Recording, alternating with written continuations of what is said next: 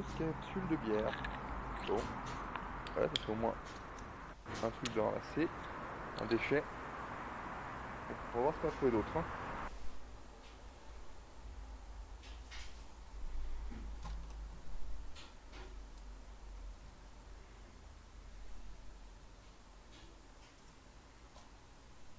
Happy birthday, Mr. President.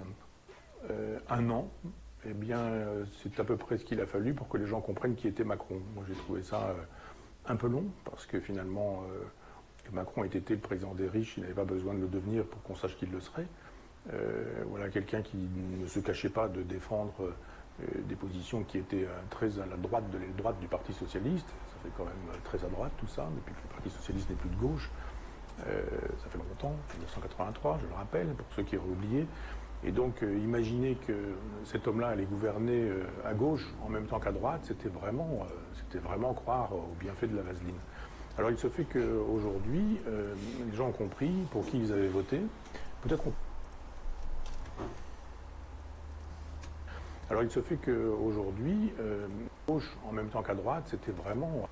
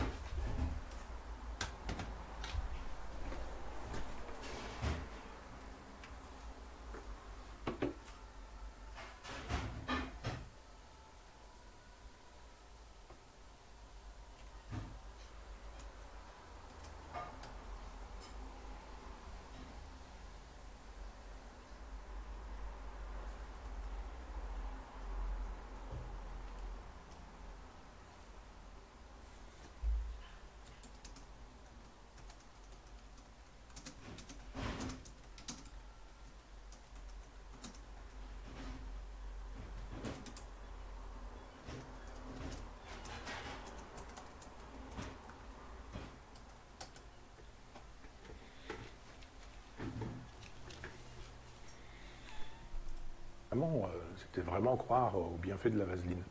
Alors il se fait qu'aujourd'hui, les gens ont compris pour qui ils avaient voté. Peut-être ont-ils compris aussi qu'on avait fait ce qu'il fallait pour que ça se passe comme ça. Pourquoi l'élection avait été truquée, mais démocratiquement truquée, bien sûr. Hein. Tout est fait pour qu'on puisse aller chercher un grand nombre de personnages, dont la plupart ne seront pas élus. On sait très bien que des Jean Lassalle ou des Besancenot, enfin pas Besancenot, mais des Poutou, ou des qui l'on voudra, ces petits candidats, qui eux n'ont jamais de problème pour trouver leurs 500 signatures, jamais, aucun problème. Hein. Marine Le Pen, qui se retrouve au second tour, a du mal, mais les autres retrouvent leurs signatures sans difficulté. Jean Lassalle, 500 signatures, pas de problème. Personne ne se pose la question de savoir pourquoi ces gens-là sont mis en avant en disant bah, regardez, on est des démocrates, hein, vous avez le choix, vous pouvez choisir. Vous voulez être régionaliste, vous voulez défendre les provinces, vous avez Jean Lassalle, là, formidable personnage, Jean Lassalle, n'est-ce pas? Il sort d'un film entre Pépone et Don Camillo, et on dit, ben, si vous voulez vraiment défendre la campagne, vous avez votre homme. C'est bien qu'il ne sera pas élu président de la République, celui-là. On en a un autre qui pense qu'il faut aller coloniser la Lune et puis s'installer là-bas. Donc celui-là, c'est assez peu probable qu'il soit élu également. On a Poutou, qui est formidable avec son Marcel, et qui nous explique qu'il faut faire payer les riches, et qu'il faut, etc. Enfin, un discours qu'on connaît bien. Quand on l'a appris une fois, il peut durer longtemps, ce genre de discours. Et puis, on nous dit, maintenant, il va falloir deux choses. Présenter Marine Le Pen comme une fasciste, mais il faut absolument qu'elle soit au second tour. Il faut tout faire pour qu'elle soit au second tour. Ce serait bien dommage qu'on ait le choix entre deux personnages au deuxième tour dans lequel il n'y aurait pas Marine Le Pen. Donc il nous faut absolument Marine Le Pen parce que c'est formidable. L'élection, elle est gagnée le soir du premier tour. C'est formidable. C'est fantastique. Donc on dit d'un côté, elle est anti-républicaine, c'est une fasciste, c'est une néo-nazie. Macron nous dit... Quelques heures avant l'élection, il s'en va à Oradour-sur-Glane, dans le genre, vous avez bien compris. Si vous votez pour elle, ce sera Oradour-sur-Glane, donc il y aura du lance-flamme partout. On mettra les gens dans les églises et puis on foutra le feu dans les églises. C'est ça, Marine Le Pen. Heureusement que moi je suis là, moi, général de Gaulle. Et puis, au cas où les gens n'auraient pas compris, on retourne aussi au mémorial de la Shoah pour redire un petit peu, au cas où les gens n'auraient pas compris, que la fois prochaine, il va falloir voter entre Adolf Hitler et le général de Gaulle. Alors, si vraiment Marine Le Pen est ce que ces gens-là disent, il faut lui interdire d'exister. Il faut qu'elle soit mise en prison, il faut qu'elle soit jugée, il faut que les preuves soient apportées, il faut qu'on interdise ce parti, il faut qu'on dissolve le Front National, il faut que tous les gens qui ont voté pour elle soient fichés et éventuellement emprisonnés de manière préventive. Soyons sérieux. Si ces gens menacent véritablement la démocratie, alors pourquoi les inviter dans les émissions de Léa Salamé, à France Inter, faire des grands entretiens, etc., etc. On voit bien que c'est pas vrai. D'un côté, on nous dit c'est le diable, mais il faut absolument que le diable soit présent au second tour, parce que globalement, il nous faut un personnage qui va défendre l'Europe de Maastricht. C'est ça depuis 1983. Alors une fois c'est la droite, une fois c'est la gauche, c'est Sarkozy, c'est Hollande, oh là là, ça change tout, c'est formidable. Une fois c'est Chirac, une fois c'est Mitterrand après 83, oh là là là, ça va changer, c'est formidable, poète, klaxon et tout, les gens sont heureux dans la rue. Ça change pas, c'est le même projet politique. C'est le même projet politique. Donc il faut absolument qu'on ait une espèce de personnage qui pourrait faire peur. Ça pourrait être Mélenchon. La prochaine fois, il pourrait faire plaisir à Mélenchon en disant Mélenchon sera au second tour, et puis on va le faire battre en disant attention, danger pour la démocratie. Et on voit bien comment ces choses-là sont faites. On voit bien comment les juges se sont saisis de l'affaire Fillon. Alors évidemment, c'était pas très malin de se faire payer des costards. C'était pas très malin de faire employer sa femme pour un travail qu'elle n'a probablement pas fait. Mais la justice a été très preste. Les journaux ont été très prestes là-dessus. Il y a quand même eu des affaires concernant Mélenchon qui utilisait une voiture à laquelle il n'avait pas droit parce qu'il avait cessé d'être conseiller général. Ça n'a pas fait de problème. Un certain Emmanuel Macron qui, lui, avait fait une sortie aux États-Unis sur la côte ouest et avait fait de telle sorte que la Réunion ne respecte pas les procédures habituelles, qui sont des procédures d'appel d'offres avec de l'argent qui avait circulé, etc. Tout ça supposait que les juges auraient très bien pu aussi se saisir de ce genre d'informations, les mettre au devant de la scène, faire de telle sorte que le canard enchaîné s'en serve beaucoup, que ce soit le feuilleton en permanence au journal de 20 heures, que ce soit tout le temps dans les chaînes d'information continue. Donc on a bien vu comment les choses s'étaient passées. On finit par avoir des gens, des figurants. Les figurants, on sait très bien que ça n'existera pas. Ça va se jouer entre 4 ou 5 personnes. Dans les 4 ou 5 personnes, on sait très bien qui ira, qui n'ira pas. Fillon pouvait. Marine Le Pen devait. Il fallait qu'il y soit. Et puis, il fallait surtout que Macron y soit, parce que lui, il était franchement un personnage tout à fait défendable, puisqu'il était libéral et maastrichtien sur les problèmes d'économie, et il l'était aussi sur les problèmes de société. Formidable, mariage homosexuel, gay, etc., procréation médicalement assistée, gestation pour autrui, tout ça était formidable, d'autant plus que Fillon avait fait savoir que lui, il était un peu réservé sur ce genre de terrain-là. Donc il fallait effectivement exclure Fillon. Donc tout a été fait dans un goulot d'étranglement. Ça ne s'appelle pas une théorie complotiste, comme on l'a dit souvent quand je me suis exprimé sur ce sujet-là. Ça s'appelle simplement de la sociologie des médias, ça s'appelle simplement de la sociologie politique. On regarde comment les choses sont faites, on ouvre large un éventail en sachant que ça va se jouer sur 3 ou 4 personnes, et sur les 3 ou 4 personnes, eh bien, on sait très bien qu'il faut absolument que Marine Le Pen y soit, tout est fait pour, mais en même temps, quand elle y sera, on vous dira, mais attendez, c'est Oradour-sur-Glane, on n'a tout de même pas voté pour ça. Et puis globalement, il n'en reste plus qu'un. Et puis on a toute cette gauche bien pensante qui, depuis des années, vote à droite, en ayant l'impression qu'elle a fait barrage au fascisme, en ayant l'impression qu'elle a joué Jean Moulin, et en disant...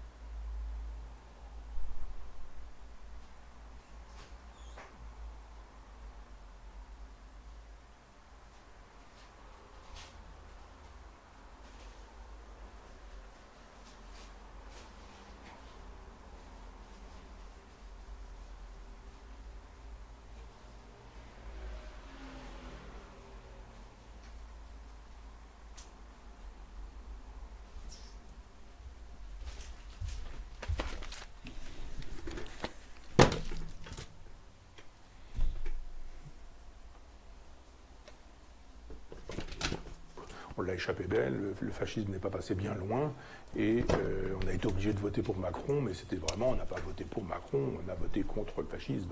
Hein, et en disant, on l'a échappé. Et puis globalement, il n'en reste plus qu'un.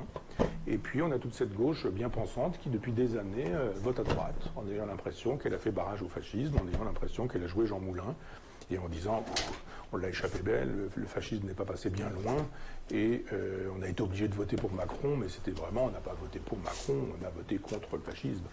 Et tout ça est tellement déplorable que les gens puissent croire à ce genre de choses, alors que finalement tout a été fait pour qu'ils rentrent dans cette comédie et qu'ils élisent Macron, qu'ils ont élu. Donc après, ils ont voté pour lui, peu importe les raisons pour lesquelles ils ont voté, mais ils ont voté pour lui. Donc ils l'ont eu, voilà, ils l'ont. Je vois plein de jeunes, quand je vois ces manifestations, la fête à Macron, là l'autre jour, on voit passer des jeunes, et ces jeunes, je les ai beaucoup entendus dire du bien de Macron quand Macron arrivait. Il était jeune, il était formidable, il était fantastique, il allait balayer tout le vieux monde, et puis il était et de droite et de gauche en même temps, et puis il était formidable, il comprenait leur génération, etc. On est dans une logique un peu jeuniste ces temps-ci, donc on ne fera pas cette sociologie, mais ce serait quand même intéressant de voir comment les jeunes ont porté cet homme-là au pouvoir, et comment ces mêmes jeunes-là, aujourd'hui, sont dans la rue en disant ah, c'est le président des riches. Il y a une espèce d'immaturité intellectuelle de cette jeunesse qui fait de la politique comme ça, en passant de loin, et qui a estimé qu'il fallait donner un coup de pied dans la fourmilière, en disant voilà, Marine Le Pen, les jeunes que je connais, Marine Le Pen, c'est Adolf Hitler, donc sûrement pas celle-là, il faut être antifasciste, bien sûr. On boit des bocs sur les terrasses et on est antifasciste. On est finalement Jean Moulin un peu de frais. Il suffit juste de siroter une grenadine en terrasse pour être un résistant aujourd'hui. Et on se retrouve dans la position du personnage, pas moi, hein, mais dans la position des gens qui ont voté pour Macron et qui aujourd'hui découvrent que Macron c'était Macron et qu'il avait un programme et qu'il est purement et simplement en train de réaliser ce programme. Alors, il y aurait eu Benoît Hamon, c'était la même chose. Parce que Benoît Hamon ne touche pas à l'euro, ne touche pas à l'Europe, ne touche pas à Maastricht, ne touche pas à rien de tout ça. Donc il faisait semblant d'avoir un programme, le Benoît Hamon, mais s'il avait été au pouvoir, il aurait gouverné exactement comme François Hollande. Le pouvoir gouverne toujours comme les gouvernés gouverneraient s'ils avaient le pouvoir, dit Jean Giono dans la préface qu'il donne au prince de Machiavel en Pléiade. Le pouvoir gouverne toujours comme les gouvernés gouverneraient s'ils avaient le pouvoir. C'est une leçon de philosophie qui ne m'a jamais quitté l'esprit, jamais. Parce qu'effectivement, quand on a un cadre, que ce cadre c'est l'ordre de Maastricht, eh bien, si on en sort, alors on peut faire de la politique. Si on n'en sort pas, alors c'est fini. On est dans la post-politique. On est obligé de gérer ce que Bruxelles aura décidé. Et on voit bien quand des peuples disent non, nous, en France, une fois, les Danois l'ont dit, la Grande-Bretagne, le Brexit, comment on dit, mais non, vous prenez pour qui? Vous prenez pour qui? Bien sûr que non, on ne sort pas de l'Europe. Ça s'appelle régime dictatorial et tyrannique. J'ai reçu l'autre jour quelque chose d'assez accablant sur toutes les sottises racontées par Jacques Attali. Et Jacques Attali dit à un moment donné, je suis de ceux qui ont tenu la plume à quelques-uns au moment de la rédaction du traité de Maastricht, et nous avons bien pris soin d'oublier un article qui prévoirait la sortie du traité de Maastricht. Formidable. Un type qui dit clairement que le traité a été ainsi rédigé que rien n'en permet la sortie. Formidable. Formidable. Ça vaut la constitution de l'Union soviétique. Il se fait que ceux qui ne sortiront pas de cette configuration-là feront la même politique quel qu'il soit. Macron, c'est un pion. C'est la fête, c'est l'anniversaire d'un pion qu'on est en train de célébrer ou de souhaiter. Macron fait ce que l'Europe demande, l'Europe libérale, l'Europe maastrichtienne, ce qui se passe actuellement avec la SNCF, les services publics, etc. C'est très précisément la feuille de route de l'Europe, mais c'est dans un tel état de délitement, c'est dans un tel état de destruction, la SNCF, que défendre le service public, c'est défendre une idée qui n'existe plus ou qui n'existe que comme une idée. Moi, je ne suis pas un idéaliste, je ne suis pas un platonicien, je ne défends pas le service public. J'aimerais défendre une SNCF dans laquelle le train pourrait partir à l'heure, arriver à l'heure, et nous conduire d'un point à un autre dans des conditions de décence ordinaire, les vieilles conditions qui faisaient que de temps en temps, les paysans, quand ils étaient dans leur champ et qu'ils cultivaient leur champ, quand ils voyaient le train, la locomotive à vapeur passer, ils pouvaient remettre leur montre à l'heure, parce qu'ils savaient très bien que si c'était le train de 17h48, il était 17h48. Et que ça fonctionnait effectivement comme ça. C'était ça le service public à l'époque, et c'est ce à quoi j'aspire, mais il est mort depuis bien longtemps, ce service public. Donc tout le monde fait semblant de découvrir aujourd'hui que Macron est un président qui gouverne pour les riches, un président qui estime qu'il vaut mieux taper 5 euros dans la caisse des jeunes qui touchent l'APL plutôt que dans la caisse de ceux qui ont des sociétés écrans et qui ont placé leur argent dans des paradis fiscaux. Moi, je suis très étonné, enfin, je dis je suis très étonné, je suis à peine, hein, mais que les gens aient eu besoin d'une année pour comprendre qui était ce personnage-là. Il n'a jamais caché son jeu. J'ai dit par ailleurs que c'était comme Trump, la poupée gonflable du capital. Eh bien, quand ça crève et qu'on y met des rustines ou qu'il faut vraiment remplacer, il y a toujours quelqu'un qui est derrière. D'ailleurs, le même Attali, dans ces images qu'on m'avait envoyées, disait effectivement qu'ils avaient préparé la candidature de Macron et qu'il pouvait dès à présent donner le nom du suivant. Et puis, il a eu un petit moment d'attente et puis il dit d'ailleurs de la suivante. Donc, il y a beaucoup de cynisme chez tous ces gens-là et pas beaucoup de goût pour la démocratie. Donc, il n'est jamais effectivement qu'un pion entre les mains de quelques-uns qui ont décidé effectivement qu'il fallait faire cette Europe de l'argent, des marchés, du libéralisme, du fric, qui paupérise, c'est-à-dire qui fait de telle sorte que les pauvres soient de plus en plus pauvres, de plus en plus nombreux, et que les riches soient de plus en plus riches et de moins en moins nombreux. Ce sont des situations révolutionnaires, et ce sont ces gens-là, les Attali et ceux qui pensent comme lui, qui rendent possible une personne comme Marine Le Pen. Donc le diable ne vient pas de nulle part, il est fabriqué par ces gens-là qui en ont besoin. Et je ne fêterai pas cette année parce que cette première année de Macron, si ce n'est avec Zéro de conduite qui vient de paraître, un livre de la chronique de ce monsieur, mais j'ai plutôt tendance à rentrer dans un deuil politique qui fait que ce que nous fêtons, c'est de plus en plus de misère chez les miséreux, de plus en plus de pauvreté chez les pauvres, de plus en plus de précarité chez les précaires et de moins en moins d'espoir dans la gauche, parce que si la gauche c'est Mélenchon aujourd'hui, eh bien effectivement je comprends que les gens préfèrent aller à la pêche, déchirent leur carte d'électeur et se réfugient dans l'abstentionnisme. Mais cette façon de répandre de la poudre un peu partout, qu'ont Macron et conjointement Mélenchon, qui sont l'avers et le revers de la même médaille, tout ça fait qu'effectivement on joue, il y a de la poudre, et puis le jour où il arrive une étincelle, on se dit si on avait su.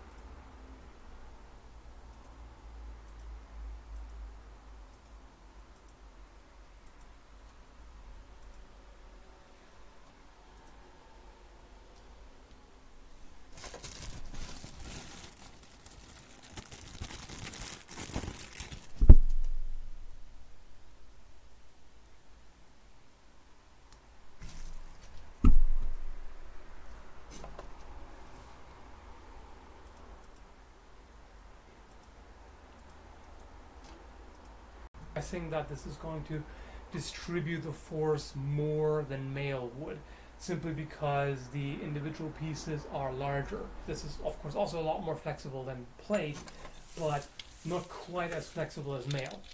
So let's see, it does move pretty well, but they move more in larger clusters, if you will, because the individual scale of course is not going to flex, so you have a larger non-flexible area compared to a single ring on mail. Together with the curvature of the torso, stuff is more likely to just glance off. You know, not just thrusts, but also cuts. We've seen that in tests where it would actually deflect the blade. So it is pretty good protection. Even a fantasy leather armor with metal studs can be surprisingly protective against many sword cuts. And well-made riveted mail is pretty much impervious to slicing cuts with most swords. So scale armor is going to be even better against cuts. An axe, of course, is a different story because it has a lot more mass in the blade. It concentrates the force on a shorter edge, and less of the edge is in contact with the armor, so the rings or scales can't distribute the force as widely and evenly. It's easy to wear. I can just about feel it on the shoulders, and that's all it is.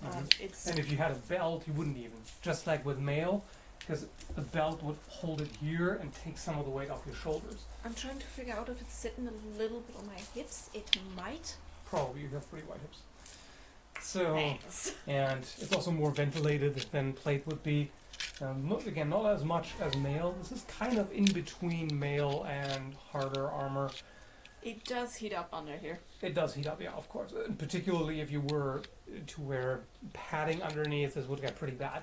And just padded armor by itself, or a gambeson can heat you up a lot. If you have that underneath, it's going to be pretty bad. So that's the usual problem. That's always the case with armor, and it's loud. So you're not going to go Assassin's Creed in this. It's just and a completely unrelated and irrelevant but fun observation. If somebody were to fight you barehanded and throw an uppercut, they would skin their knuckles basically on this. Again, it's not like that would have happened, but it's kind of fun to think about. You're pretty damn drunk if you throw an uppercut against us. Pretty much. Or if you throw a headbutt. That's also not going to be fun. Anyway, let's get to the historical part. So first off, how does one even define scale armor and distinguish it from lamellar? The two are often used interchangeably. I've often seen lamellar armor, or at least what I would consider to be lamellar armor, called scale armor. I'm not an expert on armor, but in the book Armor Never Wearies by Timothy Dawson, he gives a pretty good definition. Scale armor overlaps downward and is predominantly mounted on a continuous substrate, usually of textile or leather. Lamellar overlaps upwards, does not have a continuous substrate, and its structure is created using some sort of cordage. And as the author points out here, there are a few exceptions, there are always exceptions, but it seems to apply pretty well in general. The main exception here is the early Roman imperial semi-rigid scale armor. It looks a lot more like lamellar at first glance, but the pieces still overlap downward, so it still somewhat falls under this definition. Either way, you could argue whether this should be called lamellar or scale armor, as so often there is some gray area. The author also defines 5 distinct types. Type 1 and 2 were the most common. They were used in a lot of different places and time periods. Type 3 is rare. It's apparently almost exclusively found in medieval Russia. Finds of Type 4 are from late antiquity, generally Roman, although one can't exclude the possibility of Type 4 in medieval times where most of the evidence is actually depictions and art rather than archaeological finds. And Type 5 is Roman, used from the 2nd to 4th centuries. This type wasn't very common even in the Roman Empire. If you recall what I said earlier about the risk of upward thrust slipping under the scales, Type 3 and 5 would eliminate that. They would hold together so a blade couldn't lift up scales and slip under that way, which makes me wonder why they weren't more common relative to the other types. I'm guessing this may just be a matter of time and effort, because these would be more difficult and time consuming to make, and sometimes for war you just have to crank out the armors, so that could be a factor. As the earliest surviving example, the armor from King Tutankhamun's tomb was often mentioned, which would be over 4,000 years old. To me this looks more like lamellar. It was apparently made from rawhide and is in astonishing condition considering the age. So I guess whether this is scale or lamellar is debatable. There are many examples of ancient Greek and Eurasian scale armors. The Greek ones are made of bronze scales with a distinctive central ridge, and the Eurasian one on the right is made of leather, one of the few cases where leather was actually preserved. And this looks like a lot of work. It's quite a large number of comparatively small scales. And then, as already mentioned before, Roman scale armor or lorica squamata. These could be made either of bronze or iron. From what I can tell, bronze seems to have been more common, or at least more commonly found. Bronze tends to preserve better in the ground than iron does. And as said, some of the types look a lot like lamellar, except for the downward overlap. I also found a depiction of Dacian scale armor from Trajan's column. Now, whether that is accurate or not, I don't know for sure. The Romans are known for taking artistic license every now and then. Here's an example of Persian Sassanid horse armor on the left. The picture on the right might be somewhat inaccurate, I don't know about that. but I included it because it looks pretty neat. That's sometimes all the reason you need. From what I've read, scale armor was in general relatively common in the early Middle Ages, then rarer in the 11th and 12th century, and then it virtually disappeared by the mid-14th century. And evidence for medieval scale armor seems to be mostly depictions rather than material finds. From the Battle of Visby there are some finds of lamellar armor, and also another type of armor, the coat of plates, which can look like scale at first glance but is different. Some people have argued that the Bayeux tapestry shows not only mail but also scale armor. We know that mail hauberks were commonly worn both by Saxon and Norman warriors. About the scale, I doubt it. They just had to depict mail with these large rings because of the limitations of the medium. They could only produce so much detail. And there's one piece of potential pictorial evidence for Saxon scale armor, and that's this one. I don't know enough about it to judge its accuracy, but it seems safe to say that if the Saxons or Normans had scale armor, it was rare and possibly not even made by them, and same for the Vikings. They might have gotten it elsewhere, but they probably didn't make it themselves. Either way, there are a few medieval depictions that look more obviously like scale and are distinct from images of mail armor. And here's a rare oddity, a 16th century Italian steel breastplate. More obviously like scale and are distinct from images of mail armor. Here's a rare oddity, a 16th century Italian steel breastplate.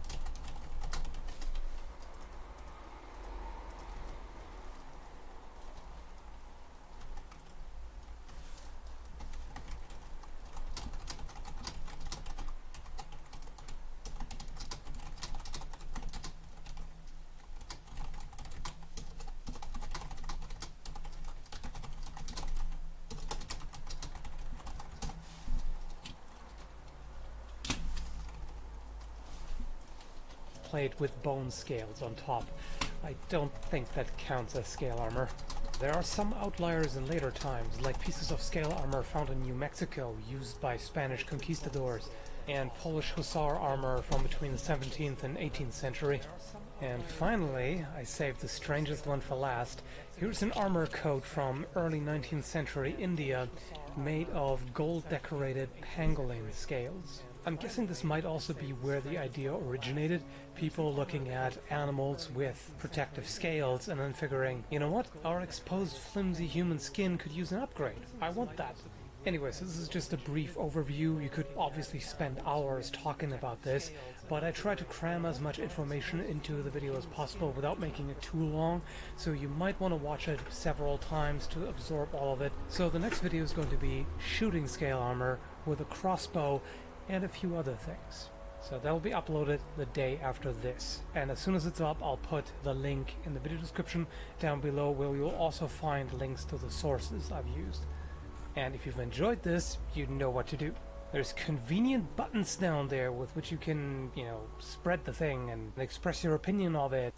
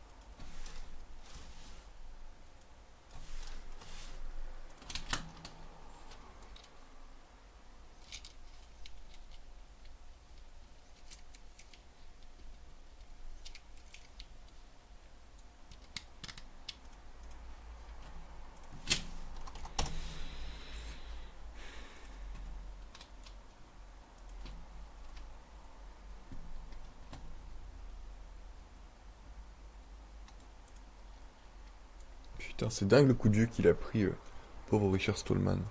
But I'm using just to give the context.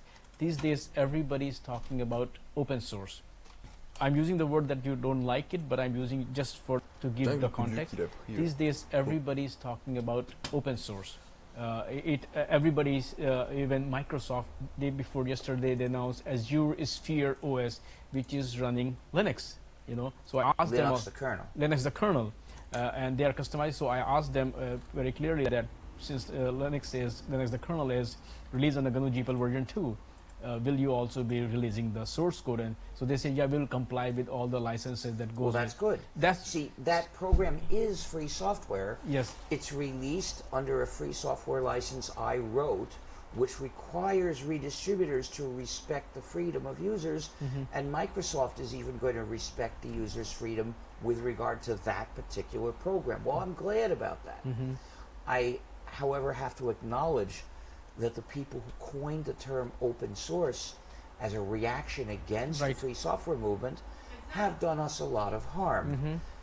Until 1998, as our software, including the GNU/Linux operating system, spread, it made people aware of our ideas, not with 100% effectiveness, but sometimes it did. But in 1998, they coined the term open source to disconnect our software from our ethical ideas. And they were fairly effective at that. Since then, we have to work hard to teach people, even the users of our software, that there's such a thing as the free software movement, that it's a movement for their freedom, that this is not just a matter of more convenient, more reliable software. And those are secondary desirable things, but they're not as important as freedom. Freedom is crucial. So we do the work. We continue teaching people about the free software movement. We no longer get help from our software as much, but we still do it. The people who started this, the people who started open source, they hoped that we would feel pressured to use the term open source too. And if I had been thinking in a short-term way, I would have done it. But I realized that if I did that, our ideas would be totally buried. But that if I continued to say free software and use it to distinguish our ideas from theirs, at least we would have a way of getting known, making our ideas known to people. And so I'm sure I did the right thing when I decided I would not use the term open source. The reason I was building a context was two. Number one, how do you feel that Microsoft, a company which was kind of proprietary, now they are going to release something which has GNU GPL version 2? Well, but it's just the beginning. I'm sure there's going to be a lot of non-free software. But do you feel happy or good about it? I see it as a small step. Remember, the goal is kick non-free software out of your life, kick it out of our society. We should all be free. So when you compare this step with that goal, I see it as a small positive step.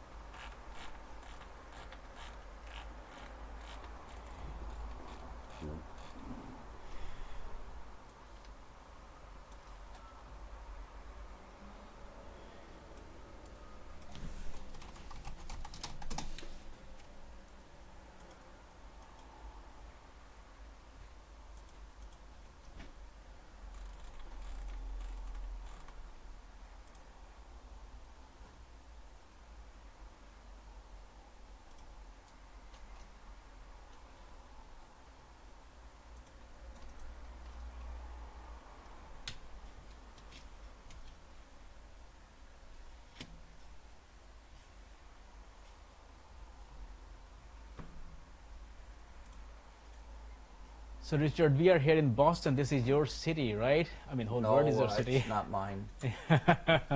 So it's been so long since we met last time in Belgium. So tell us, first of all, let's start with how much has changed. Well, I don't remember what year that was. 2000, I think 12. 2012. Yes. Wow, that's 6 years. Well, one thing that changed is Edward Snowden told us how much the U.S. government and other governments are spying on everyone. In 2012, when I was concerned about digital surveillance, but if someone, and people did ask me frequently whether I thought the U.S. government was spying on me, I said, I don't suppose so. I don't know of any reason why they would. Now I know that they don't need a reason. They spy on everyone. So they're spying on me, and they're spying on you, and they're spying on everybody who's watching this. That is tremendously dangerous. There is a lot of attention, finally, to the danger of surveillance-based advertising. But that's just one layer of the surveillance that we are subject to. That's one layer which is carried out by businesses for business reasons. But the data, of course, becomes easily available to the state in many countries, perhaps almost all. And the result is it helps the state find dissidents and whistleblowers. That threatens democracy. But now we also know that collection of data helps manipulate elections, and that threatens democracy from another direction. But let's look at some of the other kinds of surveillance. Cameras to recognize people's faces or license plates as they go around the city and the street. We've got to put an end to that. And that requires strong measures. No timid things like saying you can use it only by these rules, because those rules always permit enough to put democracy in danger. When the state wants to catch a whistleblower, it will always find justification for accessing the database, and then put the whistleblower in prison, and thus discourage people from enabling us to control what our governments do. So we've got to go much further than that. We have to limit the data they can collect, not just how it's used. There are other kinds of surveillance that threaten us. For instance, if you're carrying a portable phone, which I refuse to do, then your movements are being tracked, and it can be converted remotely into a listening device, which would listen all the time once it's converted. And once it's converted, it won't shut off either. Because portable phones are not made with off switches. Only a button that says, "Oh, sir, phone, would you please be so kind as to switch off?" And once it's been converted, it becomes a liar. It pretends to switch off, but it's not really off. It just acts to the user as if it were off. But it's still listening and transmitting. I don't know what happens with airplane mode, whether it actually stops transmitting when put in airplane mode after it's been converted this way. I would guess it doesn't. I don't think that that the people who make those malicious conversions for the back door are paying much attention to laws. And then more surveillance. Credit card companies keep track of, they find out from stores what you're buying. And the stores find out who you are also, so they know who's buying what. That's dangerous. To allow stores to know who the customer is a threat. It shouldn't be allowed at all. You mentioned a couple of points there. You also mentioned the U.S. elections. The U.S. is one of the biggest democracies in the world. Is it possible? Well, it's supposed to be. I grew up in India, and we have seen the level of corruption and how government wants to have access to data, and technology has given them the. But in US, it was assumed that we have a set of rules, we have check and balances that will keep a tab. But right now, what we are seeing is that these technologies are being used to, as you said, even change the outcome of elections. which actually poses even more Well, serious. it's to try to. Try we to. don't know We don't what know it actually because did. we don't know. But there are many other dishonest things that are being done to Mm-hmm. change the outcome. The corrupter did not win the 2016 presidential election. It was stolen by Republicans.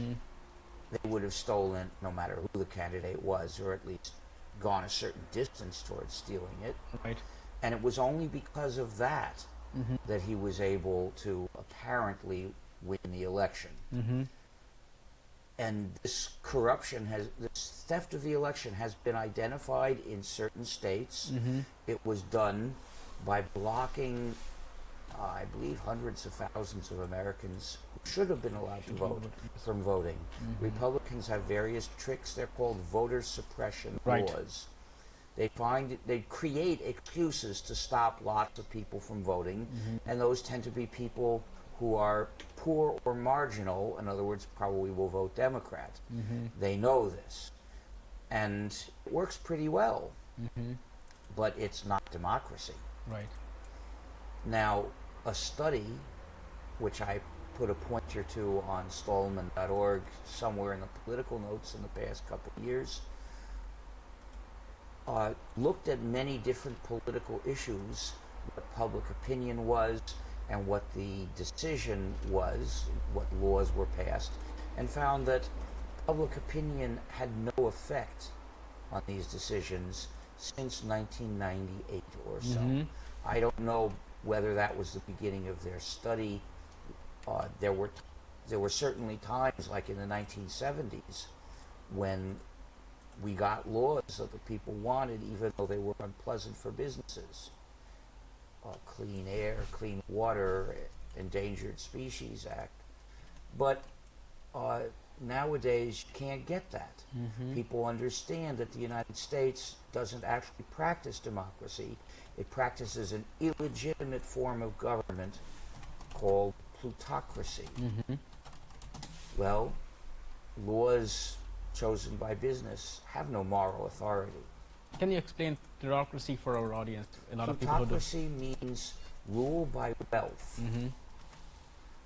And that's what we see. How many congressmen in our Congress are billionaires and millionaires? I don't know, but it doesn't matter. The point is, they're not the ones that rule. The people with the money that pay to get them elected are the ones that rule. But they also end up making money through them. Well, they do. Yes. And a lot of them are millionaires. Billionaires, yes. I don't know if any are billionaires. Our president is billionaire for sure. You said Congress. Congress, right? That's true.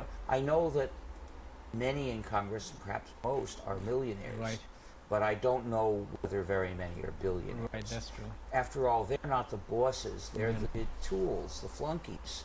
So I don't expect them to get billions, only millions. That's true.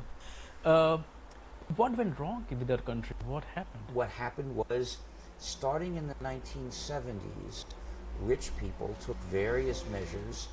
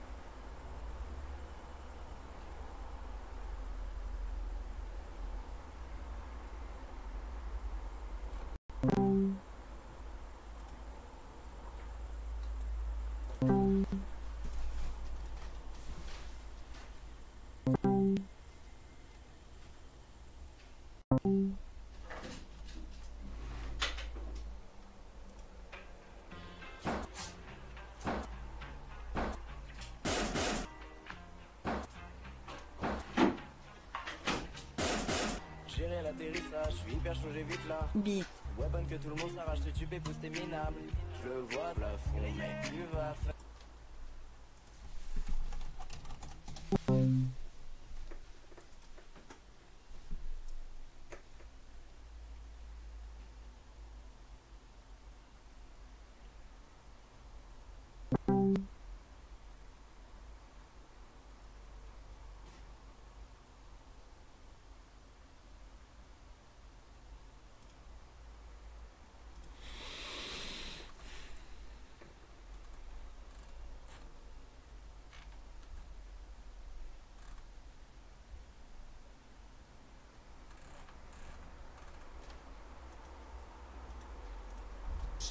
that were successful over a long term to gain power over the United States government.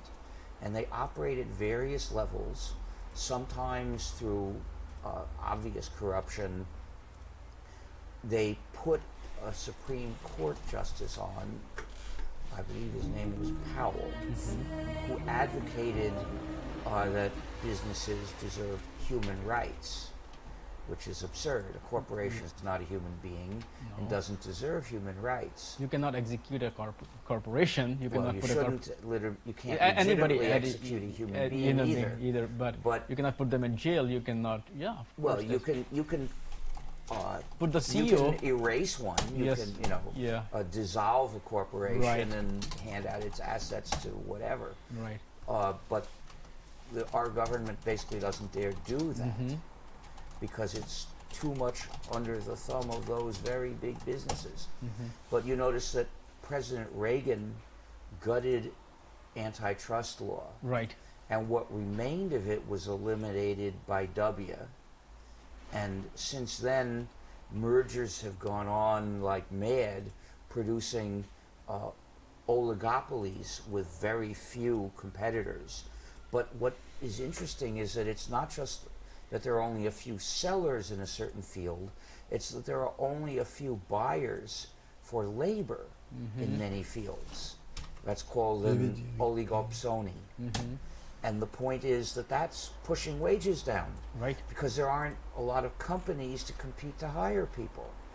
And I saw in a study that estimated a 16% effect of this. The details are in a political note recently posted in stallman.org. The point is, what do plutocrats want? They want to keep wages down. So even they want to push productivity up and not pay workers any more for it. And that's what they've been doing since the 1970s. That's why the minimum wage hasn't been raised. That's why they have been working to crush unions in many different ways. You see, they have many tactics, but they add up to the same thing. You don't get paid much. If you're out of work, you don't get much help. They want the workers that aren't needed to be in the cemetery. Right. And they've been very effective at this, but now what we see is lots of people are aware of this and they're trying to fight back. If, and I'm one of them, and if we succeed in organizing ourselves, we'll undo what the plutocrats have done. It is possible, I believe, to restore democracy in the United States and make those plutocrats pay a lot of money in taxes so that we can have a decent country again where things work. And this is the way to make America great again. Do you see any hope there? I see some hope, but that doesn't mean we can't lose.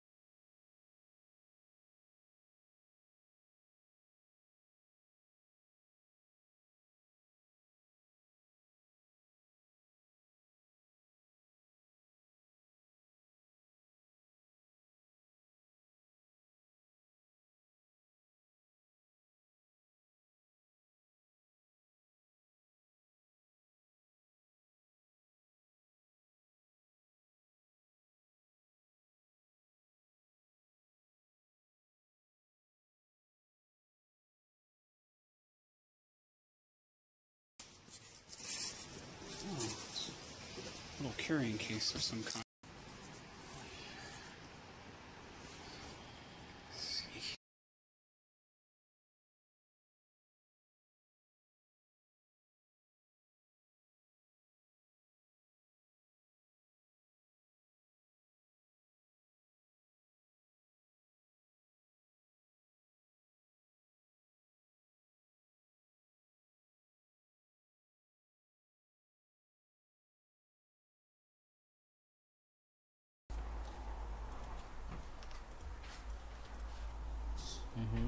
Where does the It hope come depends from? on everyone who can help in this. Mm-hmm. Every American who wants democracy, who wants a decent country where people who work get paid and people who can't work get help, you've got to join in this fight. You've got to support progressive candidates. Look at the primary elections for the Democratic Party. See if there's a progressive candidate, because a lot of Democrats are toys of the plutocrats too. Right, yeah. Just because someone's a Democrat, that doesn't, Doesn't mean mean, that yes. person is worth voting for. Right. Like Hillary Clinton, just like her husband, we're not worth voting for. When I saw what Clinton did after he was elected, I decided I'm not going to vote for him again. And that's what I've thought about every Democratic presidential candidate ever since. We're not worth voting for. When I saw what Clinton did after he was elected, I decided I'm not going to vote for him again. And that's what I've thought about every Democratic presidential candidate ever since. Hillary Clinton is even worse than Bill Clinton because she's a militarist too. Yes. And so when I saw that she was running, I decided I'm certainly not going to vote for her. And then, interestingly, I tried to go to Harvard Bookstore one evening, but it was closed because she was having a book signing there. And there was a line of people outside waiting to get a book and have it signed. So I shouted to the people on the line, when I was young, we had a name for politicians like Clinton, Republicans. And so even if she calls herself a Democrat, I'm never going to vote for her. She's too right-wing for me. Right, that's true. And if you want to vote for a woman, why not vote for the progressive one, Jill Stein, who was the Green Party candidate that I actually voted for. I thought you were endorsing, not endorsing, but Bernie Sanders. Well, I did, but that was what during the primaries. Yeah, I also voted for him, but when it didn't happen, then... Right. Well, the point is, of course, I supported Sanders in every feasible way until he lost. I don't know if it lost or it was just the way Republicans stole the election. DNC stole from... well, the DNC was biased, and the leaks proved that. And then Donna Brazile, I don't know how to pronounce her name correctly, but she admitted that the DNC was biased. Not too long after the Democratic convention, I posted a petition on Move On, I think, addressed to Hillary Clinton, calling on her to step aside, saying that she didn't support what America needs, didn't support what Democrats want, and she was losing. And a lot yes, you're right. I only got 7 signatures on this petition, but... To be honest with you, I think a lot of Democrats did not go out and vote because of her, because they were so demoralized. They were discouraged, so they did not go. So Russia played, but I'm certain that because of Hillary Clinton also, it demoralized. Right. I mean, it's outrageous that Russia tries to manipulate U.S. elections. You don't have to. Well, I mean, it might have made some difference. Yes. That's not the point. The point is that there were lots of reasons why Clinton would have made a bad president. Right, that's true. And didn't deserve our support. Now, I got fed up with voting for the lesser evil because, as others pointed out and I read and recognized is true, voting for the lesser evil gets you more evil and more evil every time. Yeah, because you are just lowering the bar, lowering the bar, lowering Right, the bar. exactly. So in the end, all you will get up with evil people. There won't be any good because that's Right. your bar. Yeah. Yeah. So, I have hope that Sanders will win next time. Mm-hmm. But I also have hope that progressives Yes. will win in November and stop the corruptor from doing a lot of the nasty stuff he does. I have various names to call him. The reason I prefer not to use his name is that he's a narcissist and he likes to see people using his name. Right, right. So I'm denying him a pleasure. Mm-hmm. It's not a taboo. I can say Trump, you know. I can say that what he does is Trumpery. But I prefer usually to call him by a more descriptive name. What is that name? Which one? Well, various ones. Sometimes the bully. Sometimes the infant. Yeah. Sometimes the troll. Oh yeah, he. I mean, we can use a lot of other names, but we won't use on camera. Do you think that technology can play any role in improving the situation or not? Well, it is to some extent. People are spreading the word about organizing using some digital technology, and including some evil digital technology like Facebook. Mm-hmm. So while we have kind of changed the gears to technology, nowadays technology is just a tool. You know, it can be used to kill somebody or it can be saved somebody. You started a movement a couple of years ago, which has also celebrated, silver. Well, I started it 35 years ago, right. basically. Yeah. Almost 35. Yeah. 34 and a so half. can you talk about those four principles that drove the? Well, that's actually anachronistic. Mm-hmm. At the beginning, when I started the free software movement, I had a simple idea. Mm-hmm. Users should be free to share and change the software they use. Mm-hmm. Nowadays, I know how to explain this. It's a matter of giving users the control over the software they use. Mm-hmm. And that's a matter of separate control and collective control. Mm-hmm. Separate control means you're free to change the software you use, Mm-hmm. which means you've got to get the source code, and then you're free to use it any way you like. But separate control is not enough because most users are not programmers, and they deserve control over their computing too. Mm-hmm. How can they have it? Mm-hmm. Through collective control, which means that the users of a program control what it does, Mm-hmm. and they can work together to exercise that control, so that we're not limited to making all the changes we want separately, each user making the same changes if they want the same changes. Right. No. Collective control means that you're free to collaborate with other users that want to collaborate with you. Mm-hmm. And then together you make the program do what you want. And these kinds of control are there in parallel all the time. So a group can make some changes, you can participate in that, help decide what changes to make.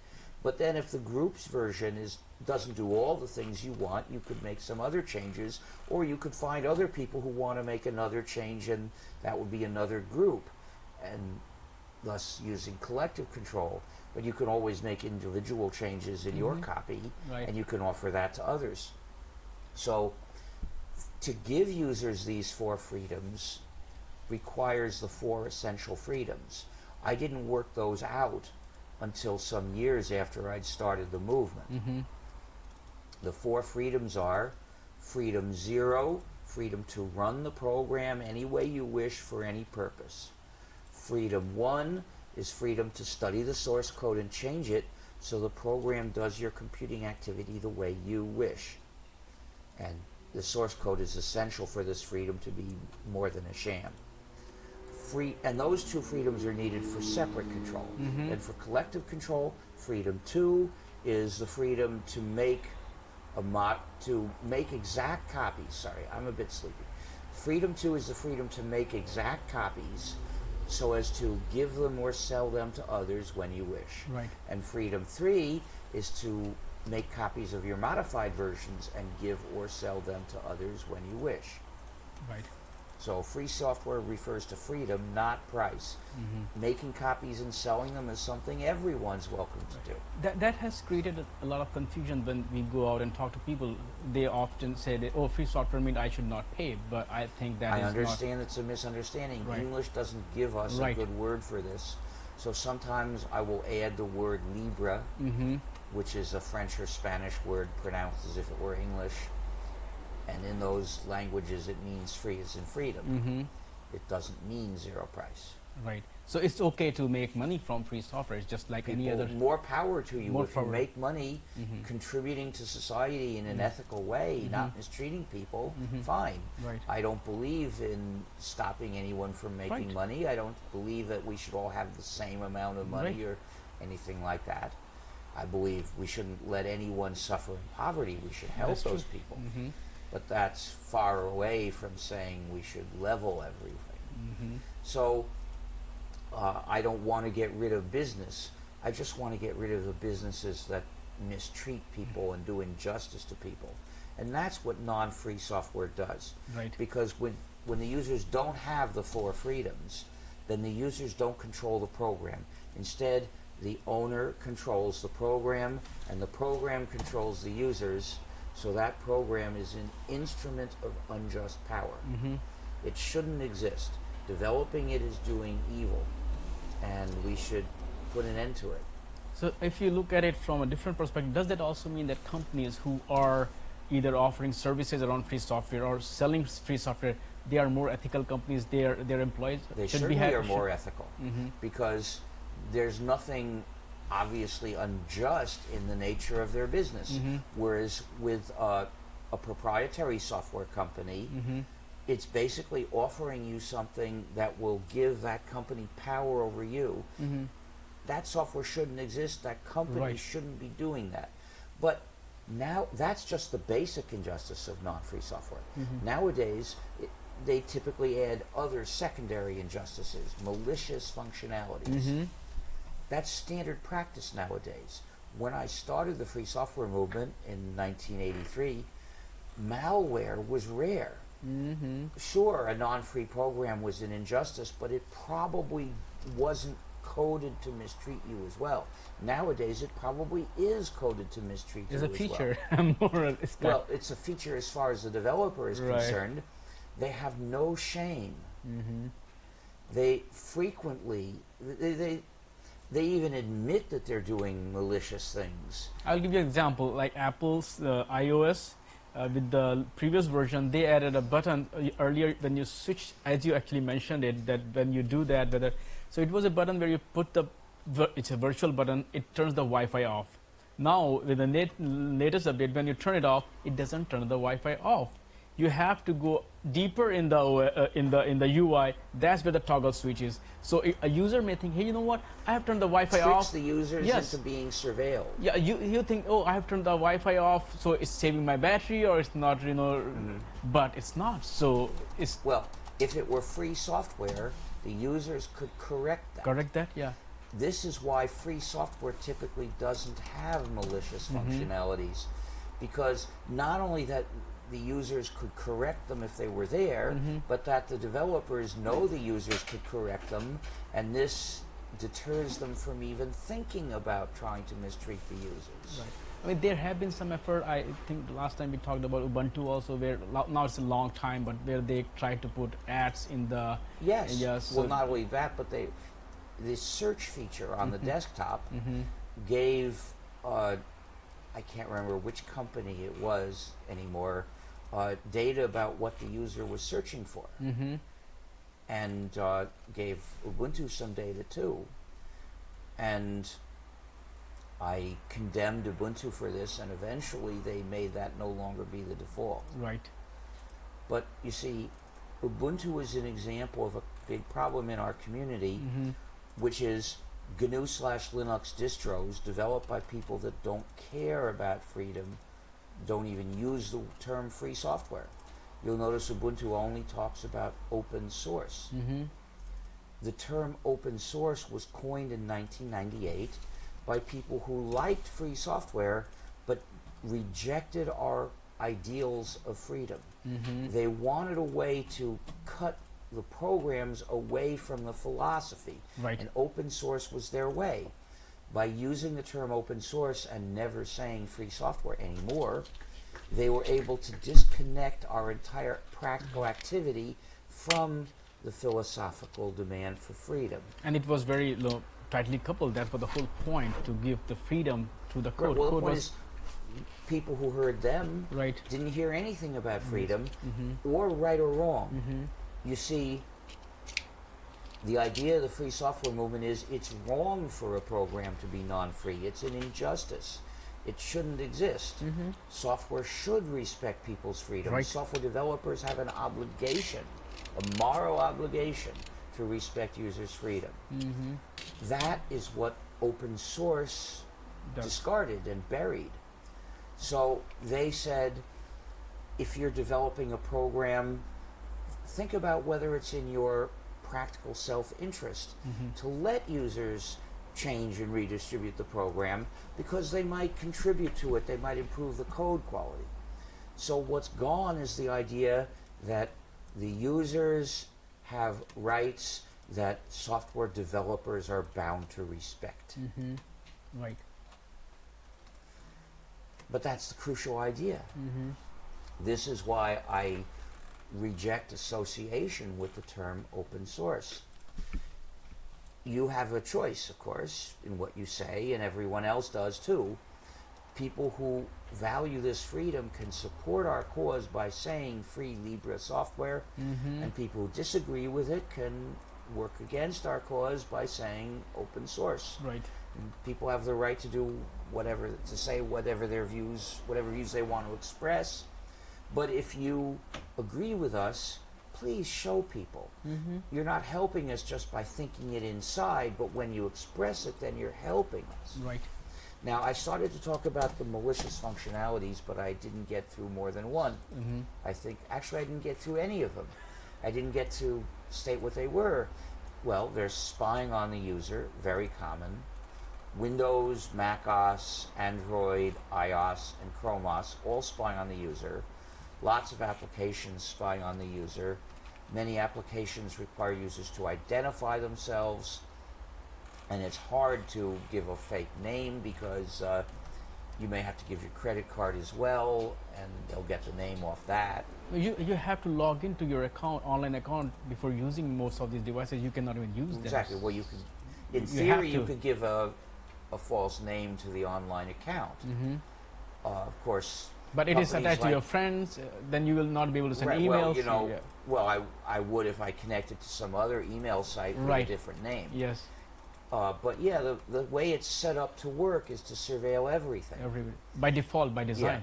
And by the way, the terms and conditions for a Google account include things that I would never agree to. Mm-hmm. I should double check what they are and write an article about that. But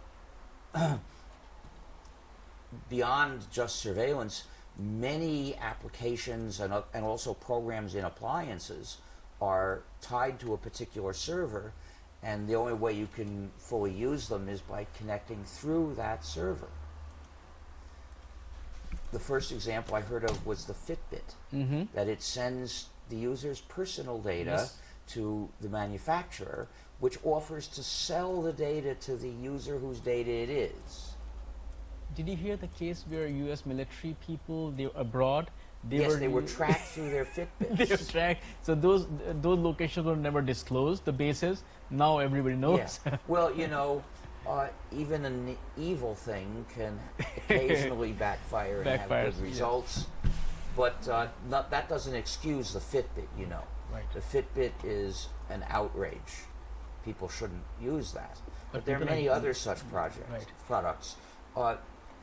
Let There's me address yeah. one, because there will be so many points. Let me address one point at a time. When you say law, you know, you have to terms agreement.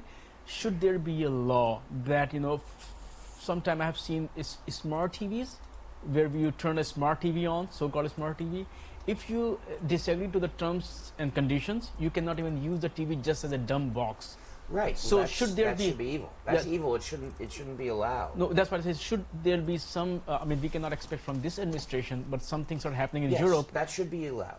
Sorry, that should be illegal. Illegal. I should be able to use the device by declining the terms and conditions or doing Yes. tracking. Well, I would never agree to them. Exactly. So, but a user should be able. It should not be the case. Yes. Either you but don't not only use that, a cable box nowadays yes. is spying on the user. Right, That yes. should be illegal too. It's- yes. An ISP should be forbidden by law to take note of what internet connections a user it. Right. makes. Right. Unless there's a court order to do tracking to a particular line. But these technologies are also helping these surveillance states. So they see a vested interest instead of regulating them. They can be Well, this is part of plutocracy, Right, exactly. and tyrannical rule. right. But that doesn't legitimize it, No. of course. In any case, I want to mention the other. One more case Yeah. before we move to, you mentioned mobile phones and everything. These days we are also seeing Tesla cars. They are actually computers on wheels where you go. The other cars are a connected car is being tracked everywhere No, through its mobile phone. No, the worst case with Tesla could be, what I see is that, let's say you want to go to a protest, right? A Yeah. protest is happening. Tesla will not drive you because it has the power to stop the car. Right. That's Or true. if you did not pay the Well, bill, even they have the right. worse- to- Even worse, with a self-driving car, That's what if I'm there is a back door, and there will be a back door, Or they will be. they could send a command saying, take this person to the secret police. No, that's what I'm saying. Tesla has the self-driving Well, capability. Tesla. Well, yes and no. Not now. There is a steering wheel. Yes. I don't know if a Tesla can forcibly take you somewhere Yeah, with the doors it's locked. self-driving car. You don't have to touch the wheel. That's why Oh. all the accidents are happening. Is you don't have to touch the car. It has an auto. Just Sorry, the way the autopilot doesn't drive the car on its own. It insists on things like staying in the lane, is what I've heard. Can it actually take Elon the Musk car? gave the demo when he announced the car earlier that you are standing outside the car, you push the button on your phone, and the car open the garage, the car will come out, and it will. I mean, it's just minor tweak. You sit in the car. I have seen a lot of videos where the guy just sits there. The car drives them around. It's not the cruise mode. It's autonomous driving mode. So as the technology develops further, there are more Yes. risks that you And- cannot. And yeah. as you are using more and more these technologies, Right. Well, we have to forbid this. no, It's too dangerous the to way allow. I look at it two ways. As a science fiction writer, there are two ways. Either we forbid it, or we become so active participants that we become the vector of change or influence. We can only do that if it's free software. If the car has no outside connection, then it can't be given remote commands.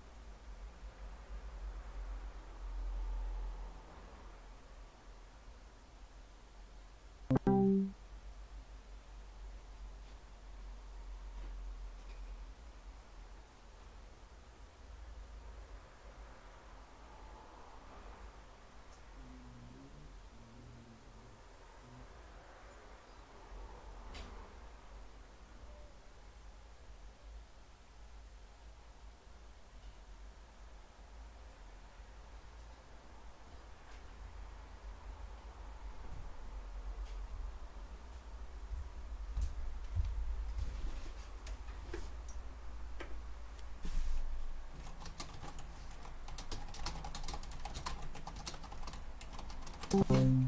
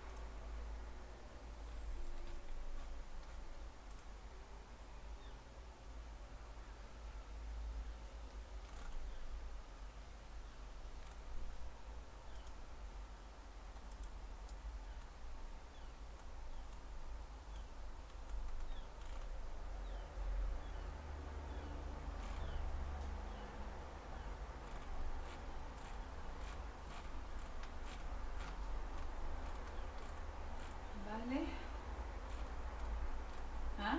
Mhm. Non, c'est bien. Je vais dire tout à l'heure.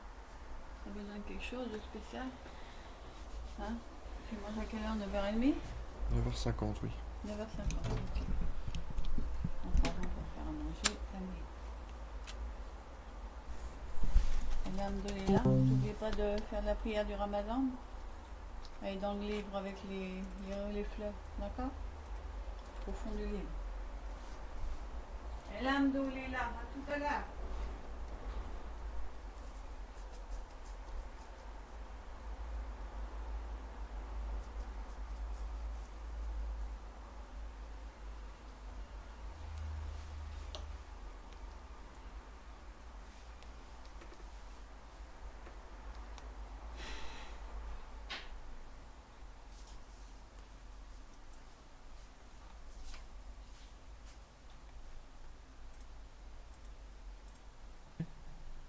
if the car can't identify its passenger, then it's safe for us against surveillance.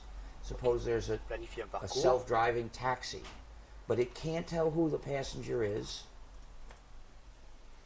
Ok. Ok. Voilà. Burgos. Gibraltar. Non. Non, pas Gibraltar, non. Burgos. Hein? Je veux aller à Burgos. Burgos en Espagne, c'est juste derrière, à 200 km de Bayonne, quoi. Enfin, tu t'en fous. Attends. Annulation de la planification. Ah oui, oui, on annule. On annule.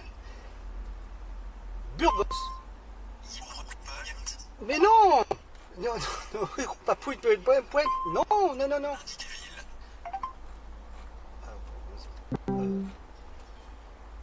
Burgos? Bogos? Allô? Bogos? Bogos? Burgers? Burgers?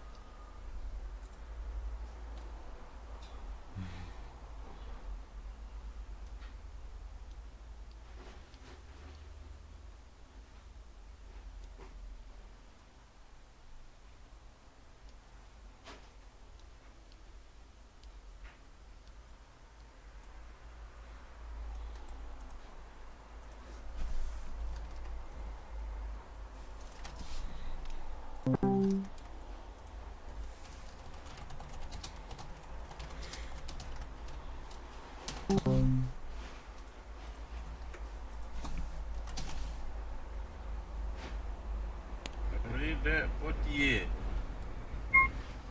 Venez au jeu, veuillez indiquer le numéro dans la rue. Rue de Potier. Rue de Potier. Non, pas voter. Potier. Potier. Rue des Potiers, veuillez indiquer le numéro dans la rue. Voilà, numéro 3. Non, mais si tu pousses, c'est pas juste, hein. Voici indiqué rue. Rue de Potier. Rue du Point.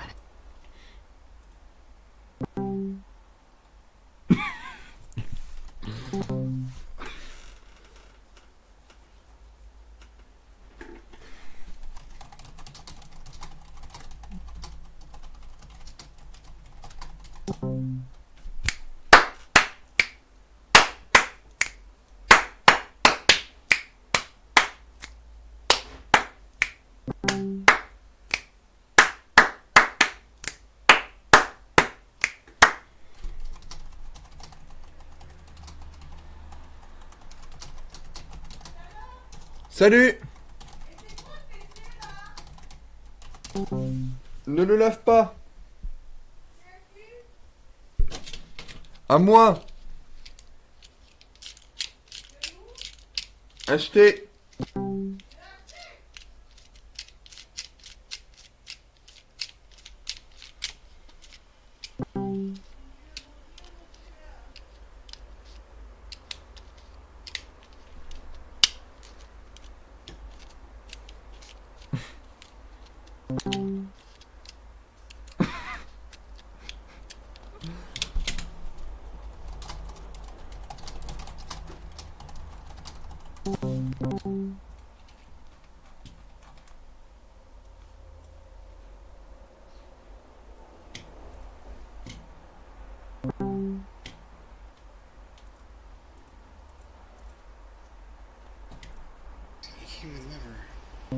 Oh, fuck. Oh, shit. Oh, this is worth a ton of money. Oh my gosh, that's worth a ton of money. Holy fuck.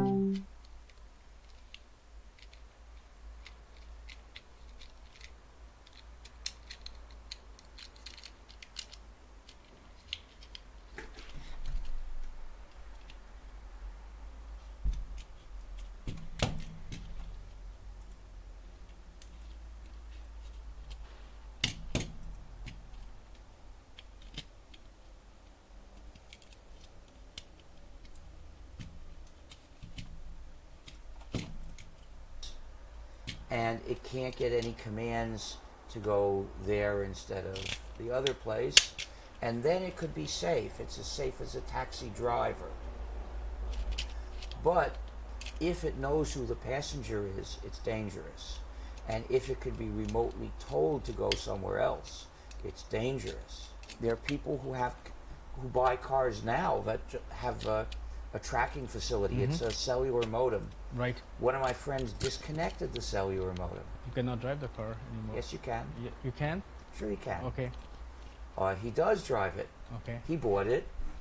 He looked up in the plans where the cellular modem is. He unscrewed it. Now he drives, but the car can't tell anything about him. Digital restrictions management means the program is designed to refuse to do what you tell it to do. Right. That's a malicious functionality. I believe that people who design such software should go to prison for a long time. Or design or distribute or import or whatever to get others to use software that's designed to chain them should go to prison. Another thing is a backdoor of any kind. For instance, the Amazon Swindle, Amazon's ebook reader, is designed with a backdoor for erasing books. In 2009, Amazon remotely erased thousands of copies of a particular book in a giant Orwellian act. And what was the book? It was 1984 by George Orwell. Right. So, obviously, a backdoor is malicious. Its purpose is to do something harmful or nasty to the user. If the thing they wanted to do were not harmful or nasty, they would make it a feature and let users do it when they want to. Then there is censorship. Apple started censorship. Censorship of apps. The iPhone was the first general-purpose computer in which users could only install approved applications. Apple practiced this censorship power arbitrarily, according to its business interests and its political stands, until last year, when Apple was shocked to realize that it was compelled to censor for China. Of course, the Chinese state is tyrannical and oppressive. And one thing it does to oppress the Chinese people is ban VPNs. China ordered Apple to ban VPN applications, and China did. So soon lots of states will order Apple to censor for them. And the reason Apple has to do it is that it gave itself censorship power in the first place. If the iPhone couldn't restrict what apps users install, then Apple would be able to say, well, look, you're talking to the wrong people. We can't control what users install. And China would have had to accept that. But because Apple gave itself this censorship power, now it's the flunky of China. Apple is the flunky of China. And then there are universal backdoors, which means a backdoor with the power to impose changes in the code. Windows has a universal backdoor. First detected in Windows XP, it allows Microsoft to forcibly change the code in any way at all. So Windows has zero security against Microsoft. When Microsoft did not acknowledge that Windows XP had this backdoor, but with Windows Vista, it announced proudly the presence of this backdoor. But instead of calling it a universal backdoor, Microsoft called it auto upgrade, which is a nice sounding name for the same malicious functionality. What do you expect if you're using non-free software? It's malicious. Most of it is malicious, but all of it puts you at the mercy of the developer and creates an enormous temptation for developers to make the software malicious, which is why it so often is malicious. Once you basically surrender totally to the power of some company, what's it going to do? It's going to mistreat you. So if you want software you can have any chance of trusting, it's got to be free software. And that's why I absolutely refuse to have any non-free software installed in my computer. So anyway, these are some malicious features we're talking about. Okay. If you want to see a list of them, look at GNU.org/malware. We have hundreds of examples listed there. Right. Have you heard of Amazon Key? Oh, right. That's where you make the key available so delivery people can open the door. Is that it? There is no physical key. You install a smart lock in front of your house, and then the delivery people just walk into your house without you even knowing. So, because you're talking on a Kindle where they can delete. I call it swindle. Swindle. They can delete it's that. The same kind of stupidity, but this is right? the next level, and a lot of people have bought it. And a few months ago, there was a demo where a developer gave a demo that anyone, a delivery guy can enter your house, and when you have somebody has key to enter your house, imagine. When the law enforcement authorities, they want backdoor in iPhone, won't they want backdoor in your actual key? I'm sure they will. ICE will. Although, there are strict rules by which they could get in trouble if they used that to get into your house without having a warrant. Right. We know, but what if you don't even get to know there was someone in your house? That's true. They could sneak in, search your house, and then make a parallel construction to give them an excuse to charge you and never admit what they did. It's illegal, but you can't expect them to obey laws. If they were obeying the laws, we won't be having this discussion today. So there are a lot of things are happening today which are even more dangerous that we initially thought.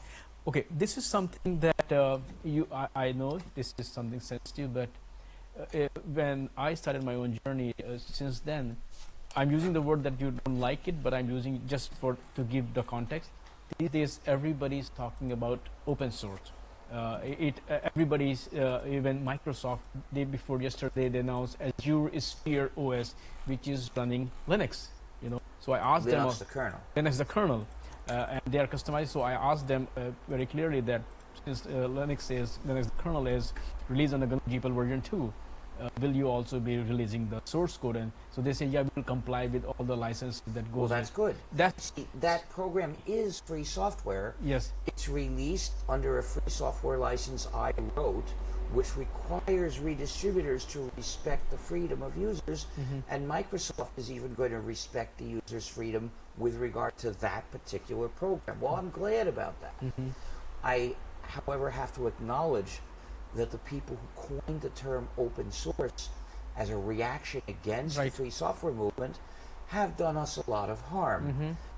until 1998, as our software, including the GNU/Linux operating system, spread, it made people aware of our ideas, not with 100% effectiveness, but sometimes it did. But in 1998, they coined the term open source to disconnect our software from our ethical ideas. And they were fairly effective at that. Since then, we have to work hard to teach people, even the users of our software, that there's such a thing as the free software movement, that it's a movement for their freedom, that this is not just a matter of more convenient, more reliable software. And those are secondary desirable things, Right. but they're not as important as freedom. Freedom is crucial. Right. So we do the work. We continue teaching people about the free software movement. We no longer get help from our software as much, but we still do it. The people who started this, the people who started open source, they hoped that we would feel pressured to use the term open source too. And if I had been thinking in a short-term way, I would have done it. But I realized that if I did that, our ideas would be totally buried. But that if I continued to say free software and use it to distinguish our ideas from theirs, at least we would have a way of getting known, making our ideas known to people.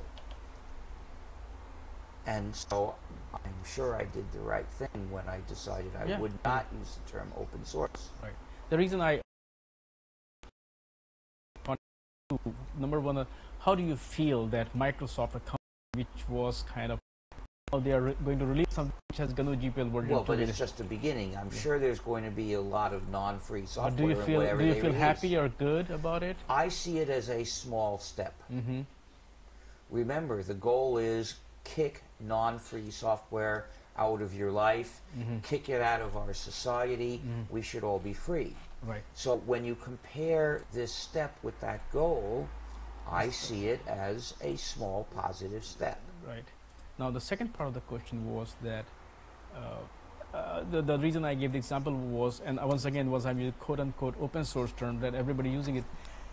What is the reason that while quote-unquote open source has become so pervasive, but free software, the term or the ideology is still kind of, what has been the reason? Well, there's a reason for that, which is quite clear, which is that we stand for a controversial ethical position, which open source threw away. So for the businesses that disagree with the ethical ideas of free software, that want to control the users in various ways and impose malicious functionalities on them, they can say open source without embarrassing themselves with a contradiction. But if they talk about free software and freedom, and then they don't respect that freedom, they will be enmeshed in a contradiction between what they say and what they do.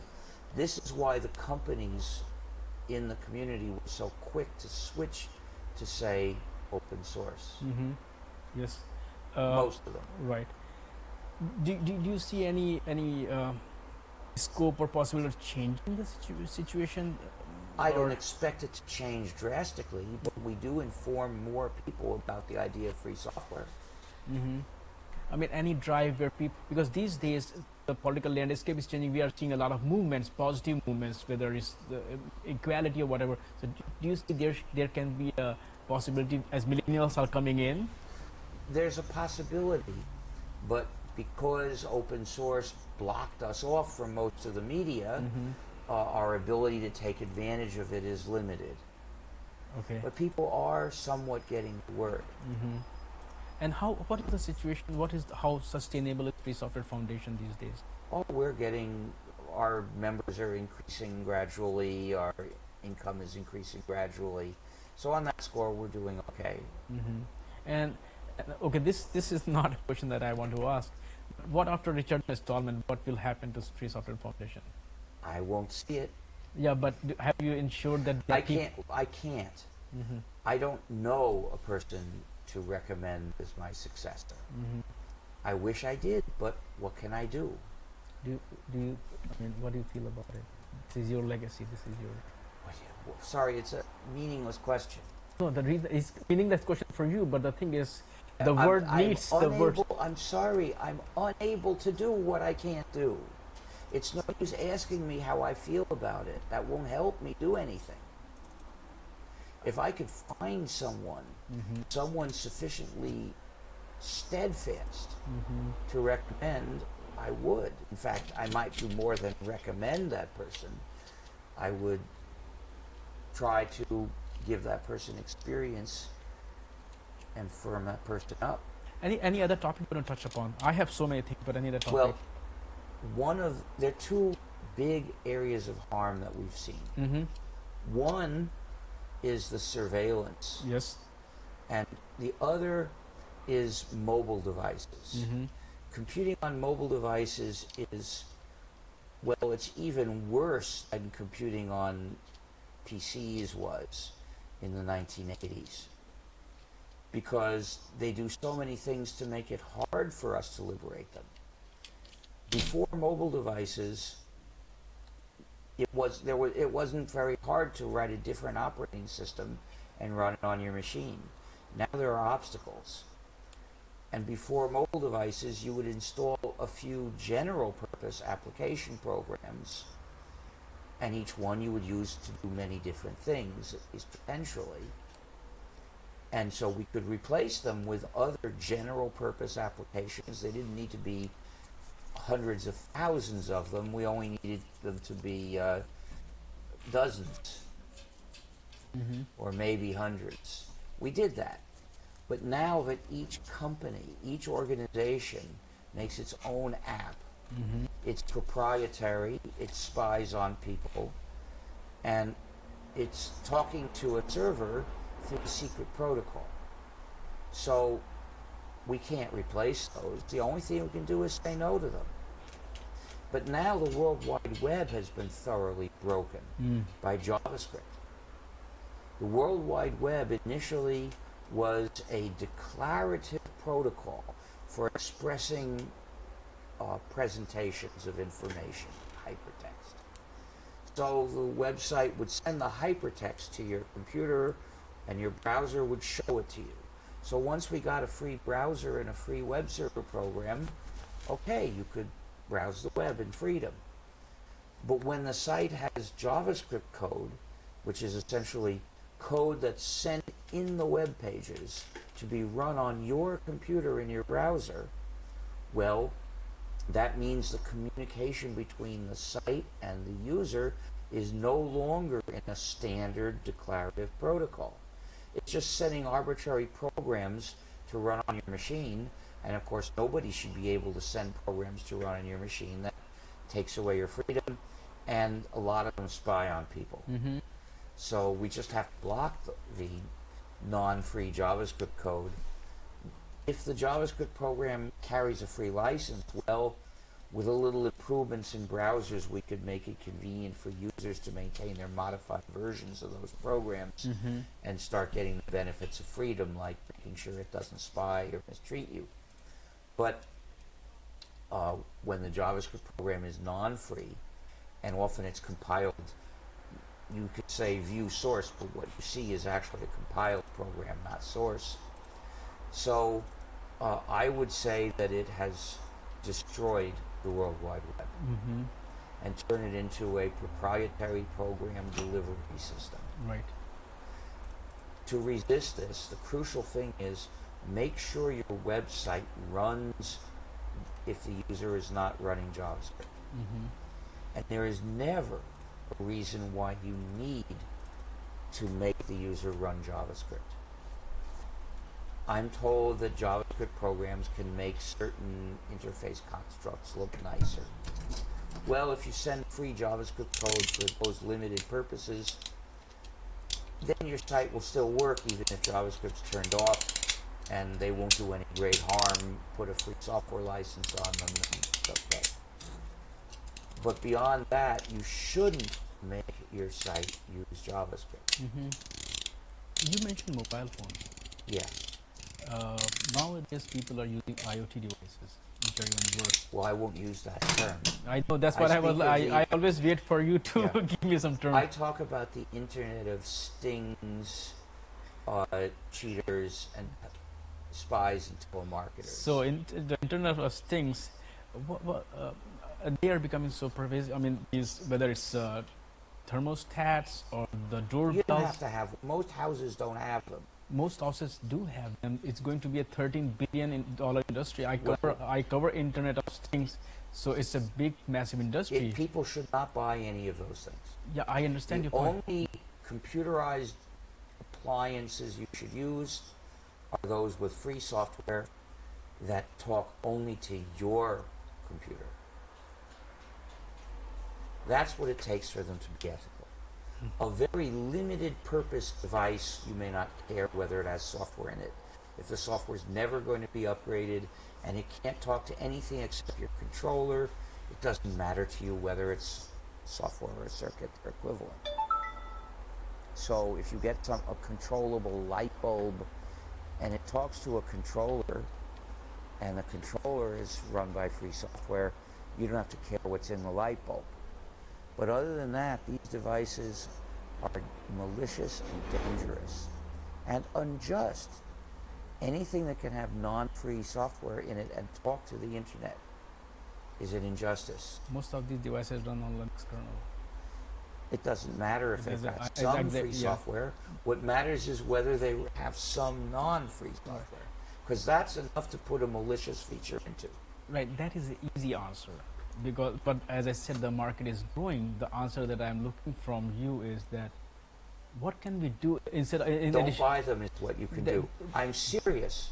We have to develop the strength to say no. People who haven't got the courage to say no and make it firm are going to surrender their freedom. Let me give you an example. Businesses are great, are expert at manipulating people into the point where it will take firmness to say no. And at that point you lose unless you have courage, unless you have firmness. Some people see a lot of advantages of these devices. People who think that practical advantages are more important than freedom are going to lose their freedom. Stop thinking about what they think. To hell with them. If they are ready to give up their freedom, I can't stop them. I'm going to talk to the people who value freedom enough to make a sacrifice for it. Let's take example of a big giant boat. Okay, there are 100 people in that boat. Out of those 100 people, 70 people are poking a hole in that boat. You are one guy who says, no, I will not poke a hole, and you have 20 people with you. What's your point? The point is that if the boat is going to sink with the rest of them, I am going to sink too. So how can I, and those people are not going to stop. So what I am going to get out of that boat if necessary. Yeah. If I'm going to do my damnedest to convince people to fight for their freedom, and if I lose, I will protect myself as much as I can. I won't have any of those devices in my house. I'm looking at a different solution. Let's look at airlines or airplane. Okay, we trust airplane, but because of regulations, because of technologies, because of pressure, we have made it secure. So can there be a way that we can use this? I'm talking about security. I'm just giving. I'm sorry. Can you let me build the context? Can you? I'm not talking about that security. Can you let me build the context, please? So what I'm saying is that is there a way?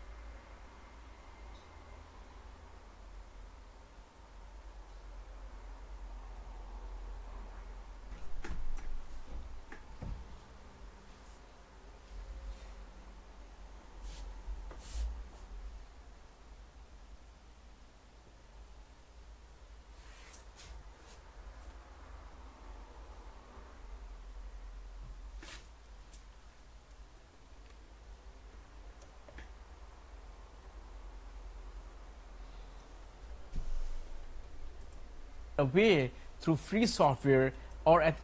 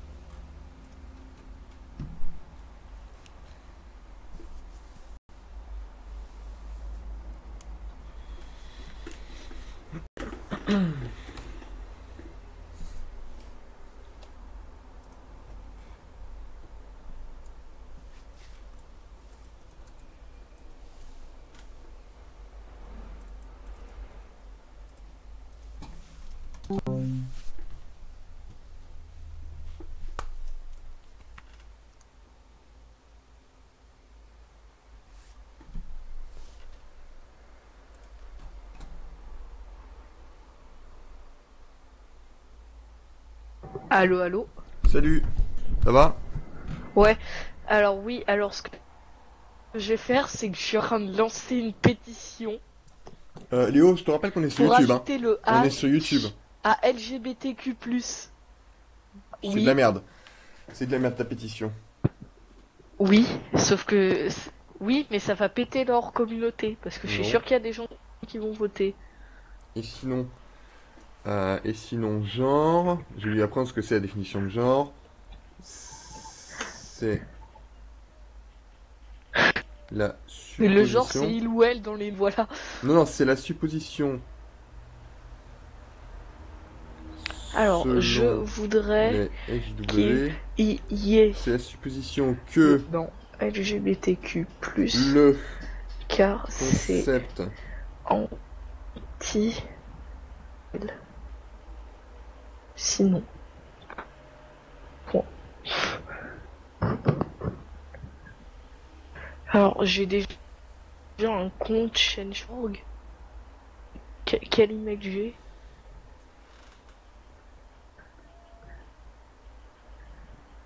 Tu te souviens parce que la n'est première pas pétition un que j'avais, c'est parce déterminisme. qu'il y avait les points men, mais Ouais. pas les points women en Ça n'a pas domaine. marché. N'est pas un déterminisme et qu'il J'ai mis quoi? n'y Comment a tu passes? pas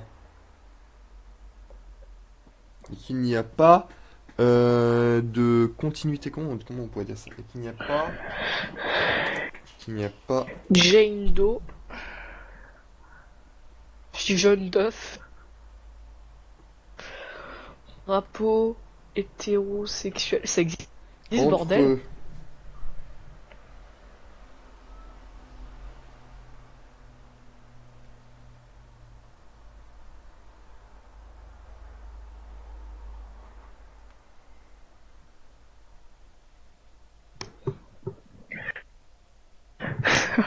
Rapport hétérosexuel, c'est du bleu, du blanc et du rose. ouais, serait apparu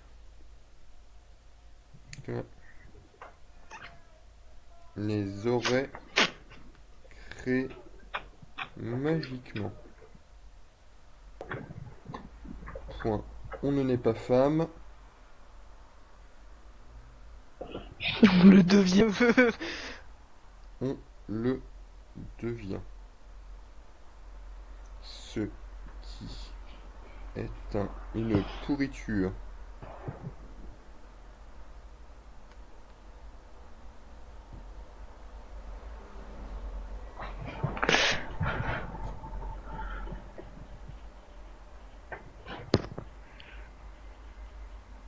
Tu penses quoi de ce micro Eco Plus?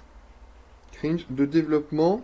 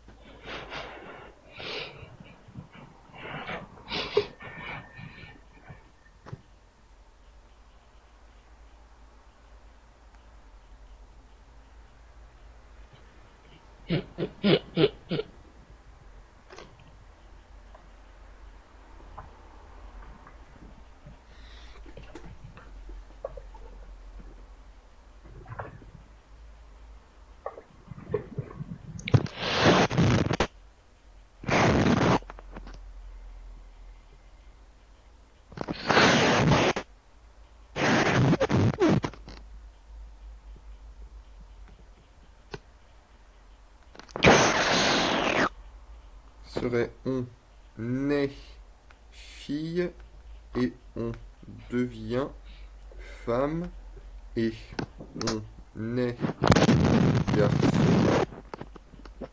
et on devient homme. Point. Sauvegarder. Et c'est comme ça que Nazmi finit banni de YouTube. De Twitter. Et Roléo.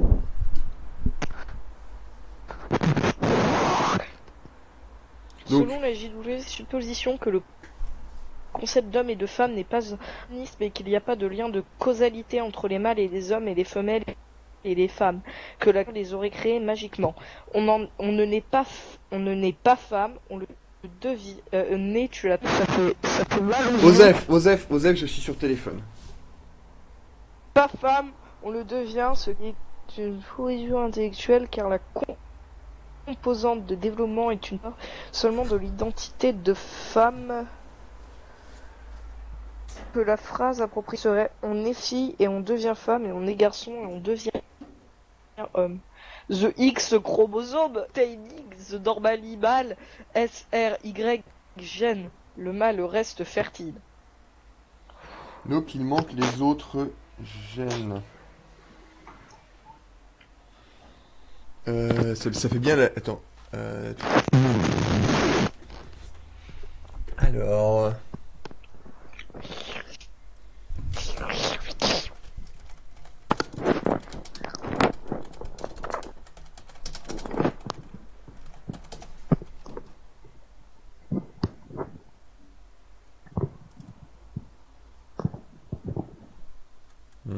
T'es là, Léo?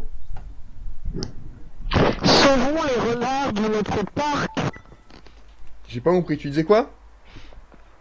La désinstallation totale des compteurs Linky dans ce pays. 78 000 sous oh bordel la tête du mec. Ils vont retirer les compteurs Linky, sérieusement? Oui. Regarde cette pétition. Il y a déjà 78 000 signataires. Mhm. Alors, qu'est-ce qu'il nous dit Aïe aïe aïe, la France comme que d'habitude les quoi. ondes, c'est-à-dire le rayonnement électromagnétique, Ouais, et sinon les CPL de ta Freebox. très bien leur nocivité des gens. C'est vrai que ils sont exposés à 24/24. Ouais, c'est sûr que les ondes radio, c'est exactement la même chose. Bordel. Car j'ai été confronté à ce problème pendant 17 ans. Dans le collège que j'ai entretenu durant ces 17 années. J'ai des petits ponts à Clamart. Ce collège est placé juste sous les lignes haute tension. L'ancien du collège a développé pendant l'exercice de ses fonctions qui a duré 5 ans un concert foudroyant. Moi, Didier Botta, j'ai développé une maladie neurologique. J'ai fait 2 AVC dans ma vie, je suis devenu blosonde. Depuis que Enedis a installé le compteur Linky sur le palier de mon appartement, j'ai mal à la tête toute la journée. Ça s'appelle l'effet placebo. L'effet...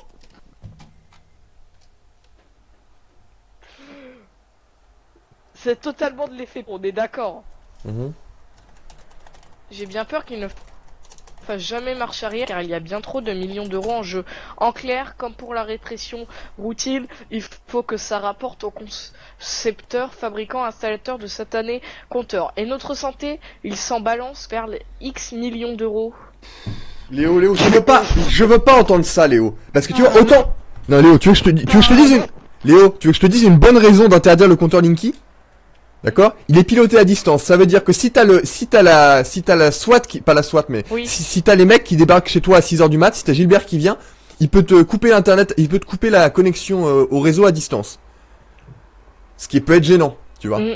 Mais à part ça, honnêtement, pour les CPL, ils peuvent rien dire, parce que qui a gueulé contre Free qui met des CPL dans ses Freebox? Qui a gueulé des CPL qui sont disponibles partout? Qui a gueulé de son téléphone qui émet 1 watt, alors qu'un CPL ça émet que dalle? Le compteur Linky.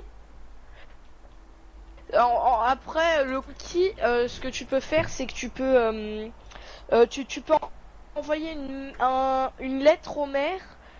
Faut que tu demandes même, par exemple, si t'es loué. Moi, c'est cool qui a mon truc, donc il faut que je leur demande. Il faut qu'on envoie une lettre au maire pour pas qu'il nous l'installe. Il y a une loi qui... Tiens, voilà. Quand tu cherches compteur Linky, le premier résultat, c'est comment refuser le compteur Linky. Tiens, c'est un site fait par Selectra, en plus. Tiens, c'est des gens qui... C'est une sorte d'électricité, en plus, tiens. Alors, il y a une lettre type de refus, donc Enedis, 10 objets, refus du compteur Linky, madame, monsieur, par la présente, je vous informe que je refuse l'installation du compteur Linky à mon domicile. Merci de déprogrammer technicien pour le remplacement de mon compteur. Je vous prie d'agréer, madame, monsieur, l'expression de mes salutations distinguées. Tu signes, tu mets ton nom.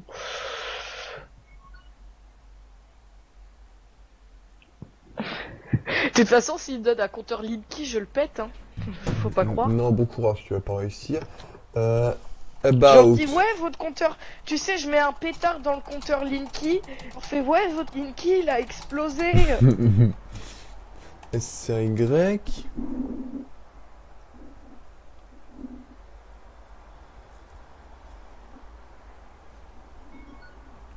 Différents degrés de masculinité. Bah oui, quand on voit rouage par exemple.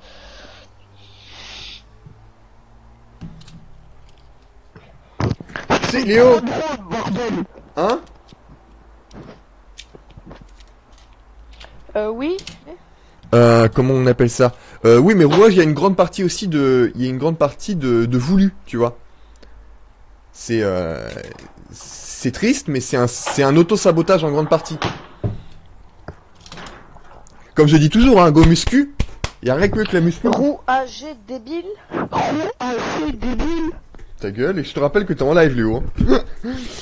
Enfin bon, quand tu regarderas ces vidéos, on sera parti en Antarctique, mais voilà quoi. Alors, change.org. Le pire, c'est que... en effet. Non, ça m'étonnerait.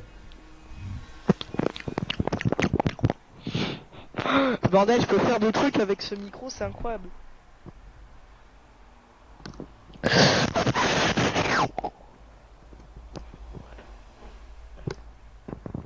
Ah, Poli, Robocar, Poli. Moi, yes, SMG901, just Samsung S5, screen size is 5.1 inches, right? Je réponds pas. Hein, attends. Ah, t'es connecté sur mon Skype. Ah, Poli, là, Robocar Poli. Je lui réponds pas, je lui répondrai après. Robocar.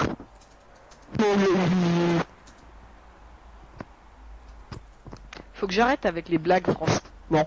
Alors, c'est pas la cryptospadie, c'est la... Attends. Spadie...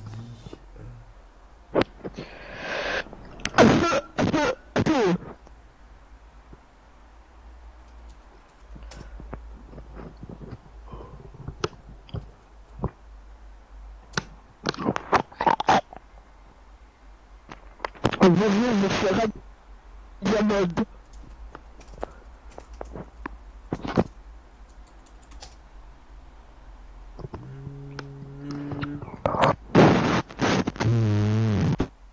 Comment on appelle ça déjà? C'est pas l'épispadie, c'est le... Il a bien que hypospadie.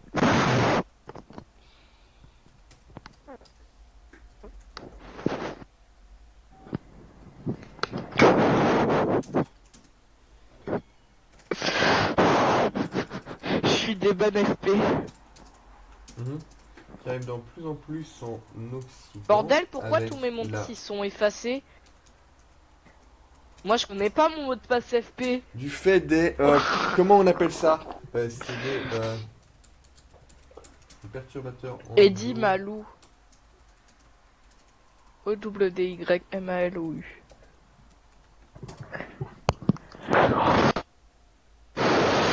C'est qui trahit?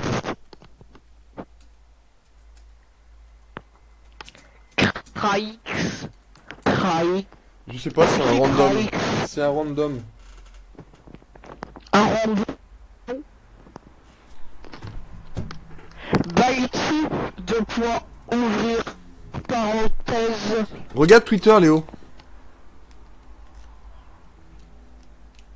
Ah oui, l'autre fois,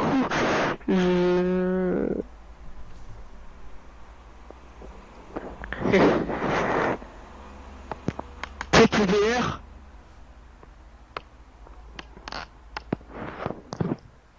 RIP les perturbateurs endocriniens. Totalement. Et là, je suis pas trigger. Bah pourquoi? T'avais pas eu ça, toi?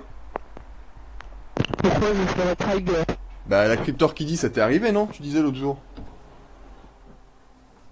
Oui, je crois que c'est ça, mais ça ne meurt pas. Non, mais j'aurais pensé que ça t'aurait trigger. Bref, bah sinon, Mas qui vient d'avoir un petit coup de réalité, mais bon. Pour le coup, tu vois, Mas, c'est pas un JW, tu vois. J'aurais pensé, mais apparemment non. Oui, mais c'est un LGBTQ. Oui, mais c'est... Oui, mais ça va, il est raisonnable, quoi. Oui, mais je suis anti-LGBT. C'est bien.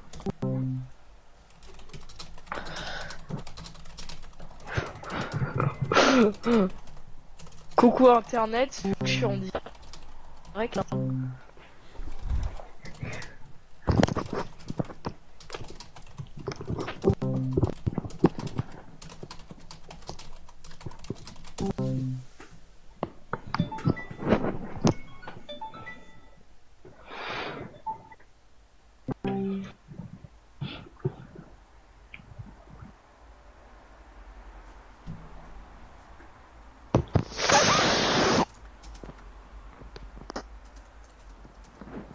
Most of X males are not stereotypically feminine, mais aussi. Bordel, non mais vous êtes dans des délires de maladies génétiques qui touchent Après, une personne sur 20 000, bordel. C'est ça, en effet. Mais c'est bien d'avoir, tu vois, d'avoir la confirmation que même dans ce cas-là, c'est juste un dysfonctionnement, c'est pas la norme, tu vois. Encore une fois, tu vois, la norme, c'est pas. Ça se trouve en fait, j'ai des chromosomes XX. J'avoue que j'aimerais bien savoir faire des cariotypes, tu vois. Comment on fait un cariotype?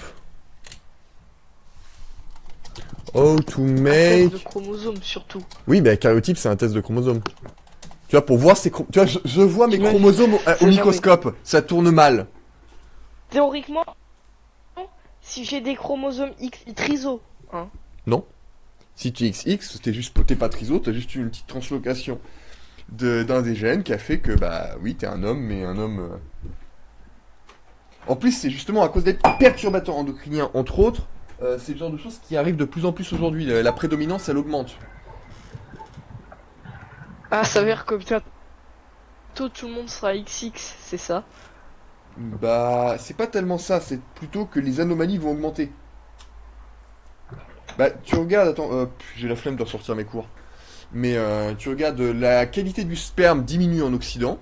On est passé de 300 millions de cellules par millilitre à 200 et quelques.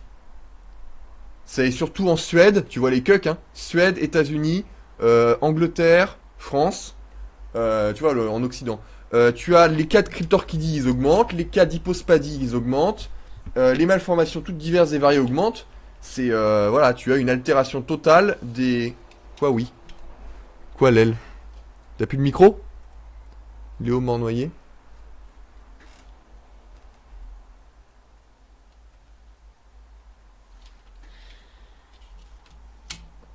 C'est bon, c'est bon. Ah, Ré...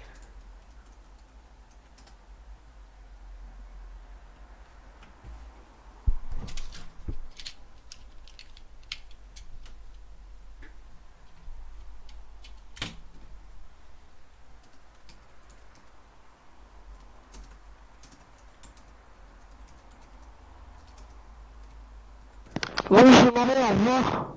De quoi tu t'en vas où? Je m'en vais. Ah, ok, tchuss.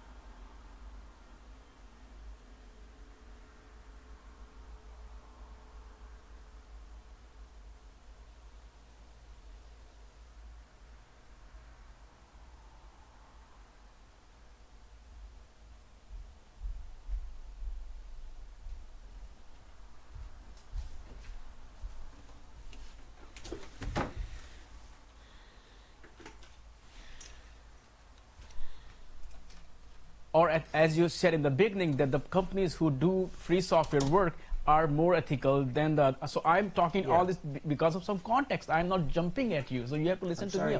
You have to listen to me also. I understand. You have to listen to me. Listen to me. That I'm looking from you is that what can we do instead? Don't buy them is what we do. I'm serious. We have to develop the strength to say no. People who haven't got the courage to say no and make it firm are going to surrender their freedom. Let me give you an example. Businesses are great, are expert at manipulating people into the point where it will take firmness to say no. And at that point you lose unless you have courage, unless you have firmness. Some people see a lot of advantages of these devices. People who think that practical advantages are more important than freedom are going to lose their freedom. Stop thinking about what they think. To hell with them. If they are ready to give up their freedom, I can't stop them. I'm going to talk to the people who value freedom enough to make a sacrifice for it. Let's take example of a big giant boat. Okay, there are 100 people in that boat.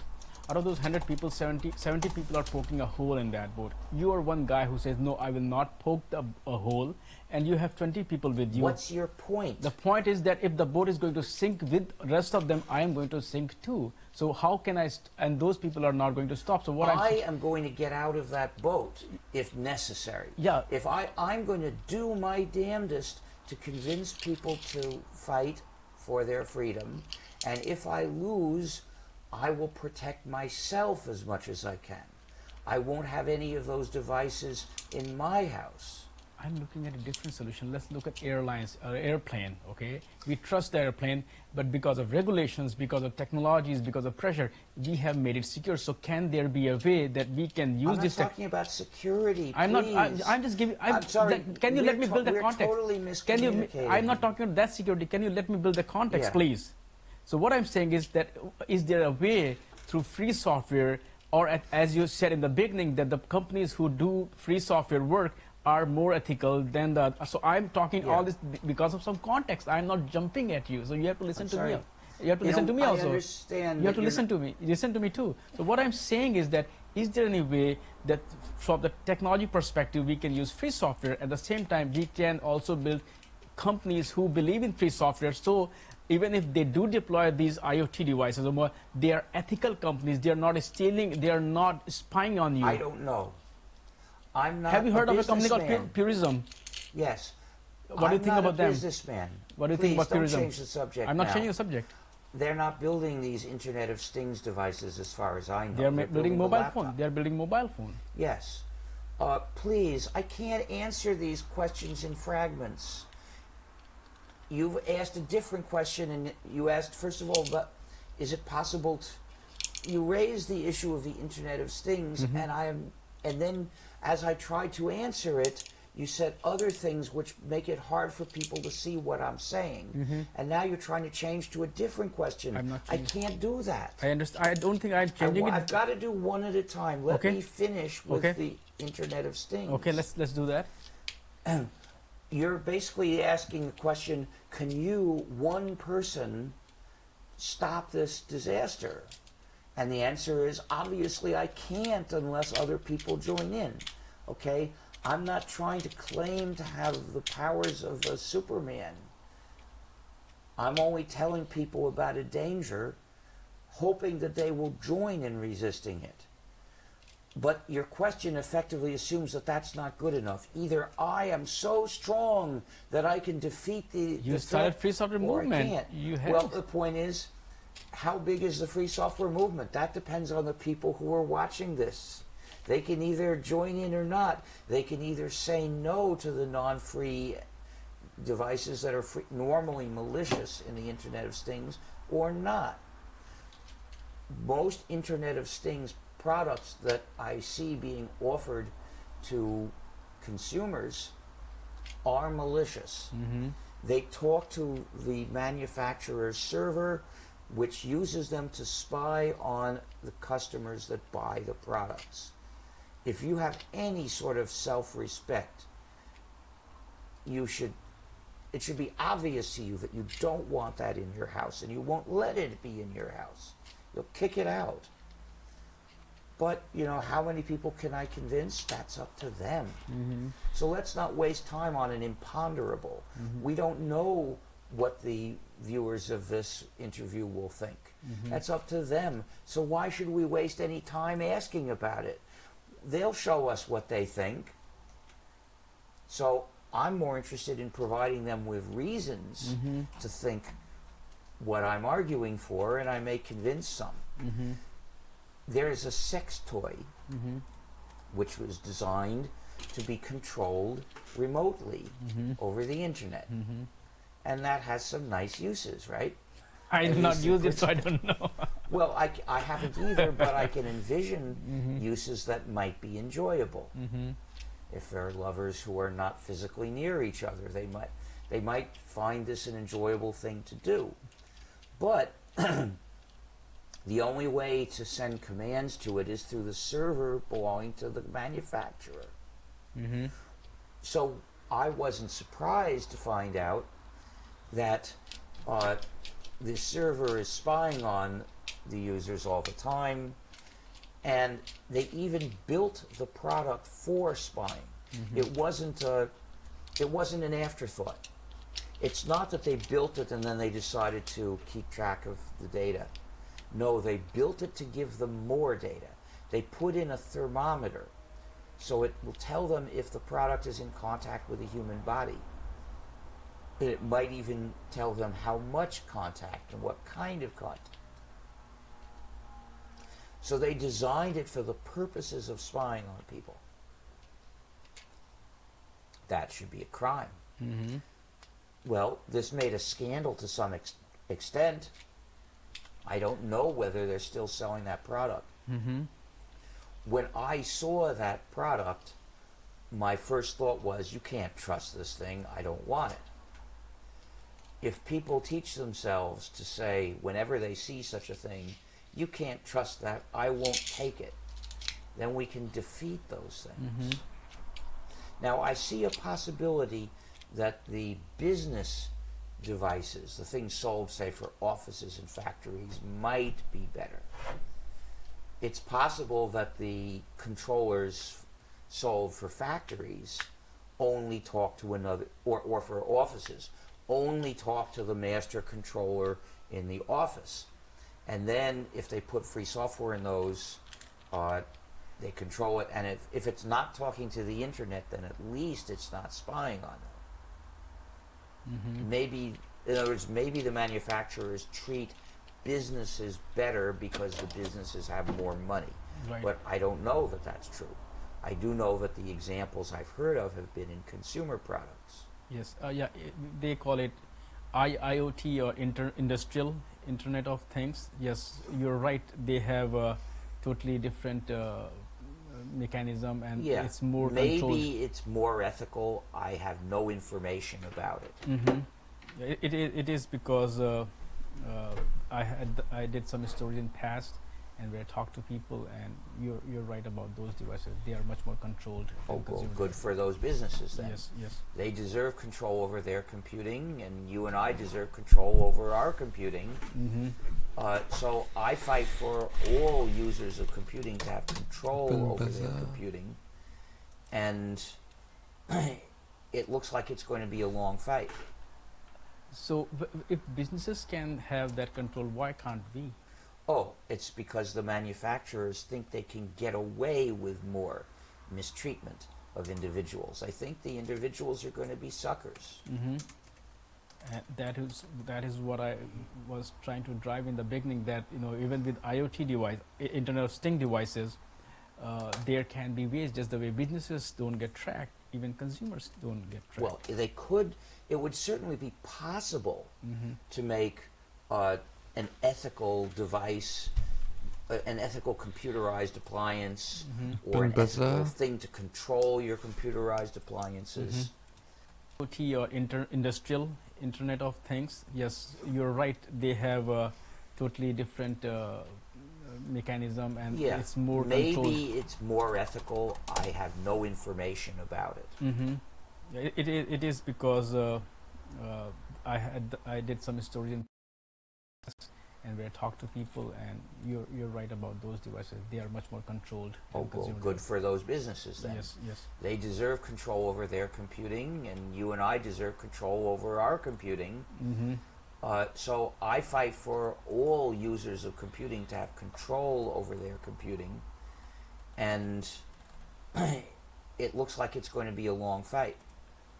So if businesses can have that control, why can't we? Oh, it's because the manufacturers think they can get away with more mistreatment of individuals. I think the individuals are going to be suckers. And that is what I was trying to drive in the beginning, that even with IoT device, Internet of Things devices, there can be ways, just the way businesses don't get tracked, even consumers don't get tracked. Well, it would certainly be possible to make an ethical device, an ethical computerized appliance, or an ethical thing to control your computerized appliances. But it's not enough to have some free software in there. For instance, if Linux, the kernel, is in there, that doesn't make it ethical. Right. Because the criterion is all the software free software, and have you got the source, free software as delivered to you, so you've got all the source code. But there's another problem that happens with these devices, which is they tend to have lousy security. The companies that make them ship one model for a short time and then forget about it. They don't try to maintain the software they delivered. And the users, even when it is free software, the users are not set up to maintain it. Right. They're changing the models too fast. We have to change that, and I'm not sure how. But I would guess that those devices also have some software that's not free. And that makes it clearly unjust. Exceptions where all the software is free. There, for instance, there's a Wi-Fi hub called, I think, the Libre CMC, which is runs with free software, and people do upgrade it. Yes. You see, free software is the necessary prerequisite for trying to maintain good computing security. And now I'm using security in the standard sense. With non-free software, you can't even try. But just having free software doesn't guarantee good security. Free software has bugs, just as non-free software has bugs. Right. Maintaining good security is very hard. But at least you've got to be in a position to try, which means reject the non-free software, which you're not allowed to patch, not allowed to debug. It's basically security's hopeless there. Right. And there has been a lot of discussion even in the Internet of Things space that either through regulation or laws that a consumer should be able to put their own free software on those devices. So even if the vendor either goes out of business or is not interested, at least I should be able to maintain and manage it. Of course. Now, I wouldn't wait for the vendor to go out of business or cease to be interested in the that product. I want the first free day. software from the first day, or I wouldn't have the thing. Yes. I would distrust it. Yeah, but it's like one step at a time. That's what well, sure. I mean, if they did that, that would to some extent redeem it, although I would still stay away from those things. Once I was staying in a house where there was an Alexa device. I unplugged it. I didn't want it listening to me. I don't trust it at all. Yes. Did you hear the case where Amazon handed over Alexa to the law enforcement authorities? There was a murder case. So that also means that maybe even if it is that when you use the hot word Alexa, it starts listening, then what is the point? Why are you giving that device to law enforcement? Oh, I don't know what it means to give the device. Give the device means that it may have captured audio.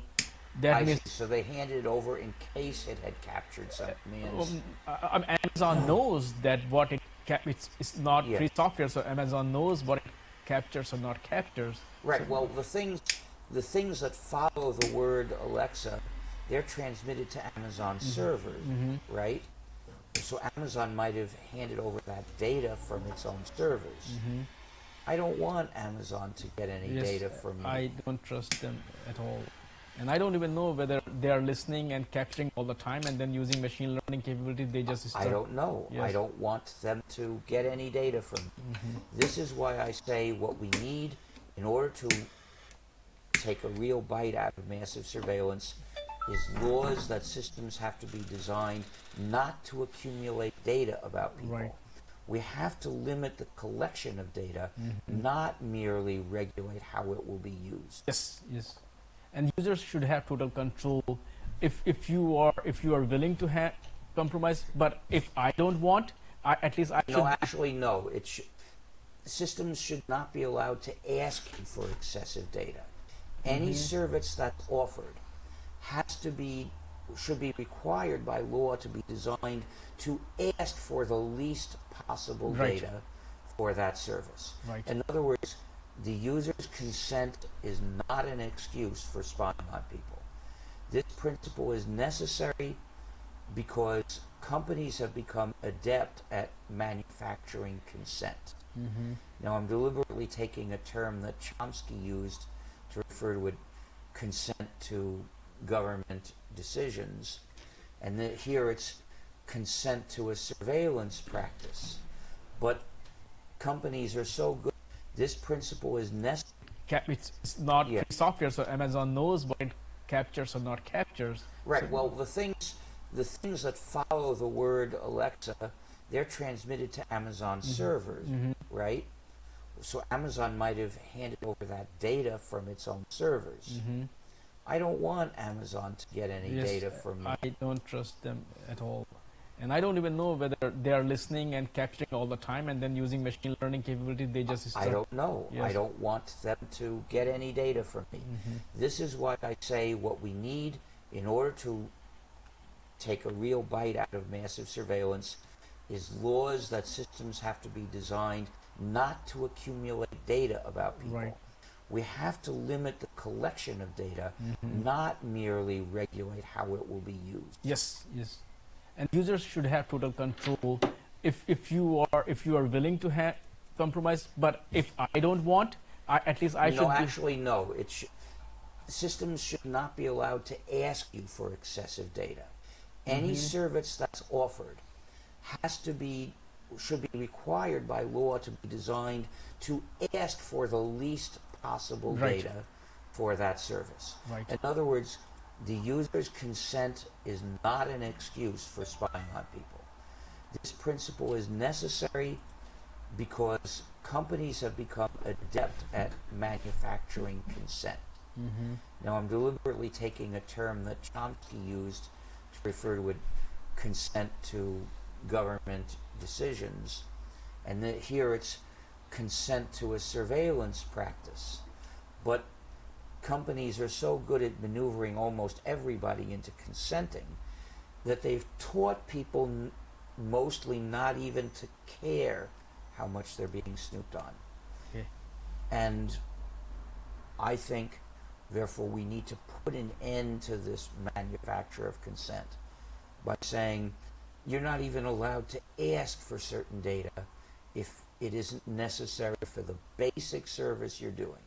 So, for instance, if the basic service is providing transportation to people, we know that can be done without requiring them to identify who they are. Therefore, the law should say you're forbidden to try to find out who the passenger is. Right, that's true.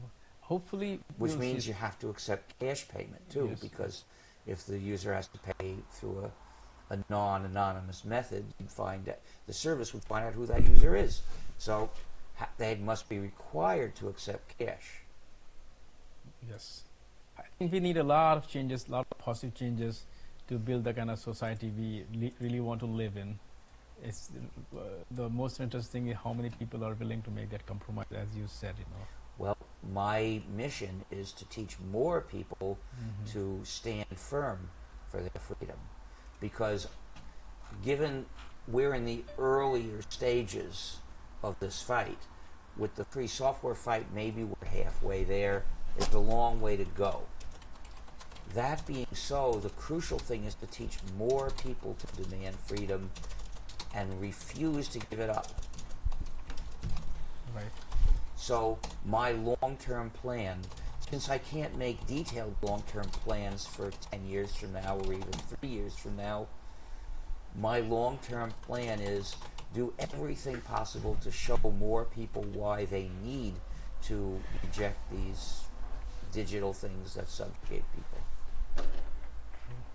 And hopefully we will see some changes in coming years. We are going through some revolutionary times right now, so maybe that will also happen. Anyway, thanks a lot for your time today. I'd like to suggest that people look at GNU.org for more information about the GNU operating system and the free software movement, FSF.org for more information about how the Free Software Foundation campaigns for free software, and to sign up as a member. Please do join. We need your support. And also separately, Stallman.org. You'll find a menu listing various companies and why you shouldn't do business with them. Thank you. Including Amazon, Uber, Google, Microsoft, Apple, Facebook. Yeah, Facebook is in trouble these days. Maybe something will happen. We need to teach people that the danger of surveillance is not limited to Facebook. Yes, true. The amount of disgust for Facebook is delightful to see. But in order for this to lead to a change that makes a real difference, we have to not just replace Facebook with something that treats people decently, but also a lot of other things, and they're not just companies. Right. Thank you for your time today, and hopefully we'll see you again next time. I hope so. Happy hacking. Happy hacking.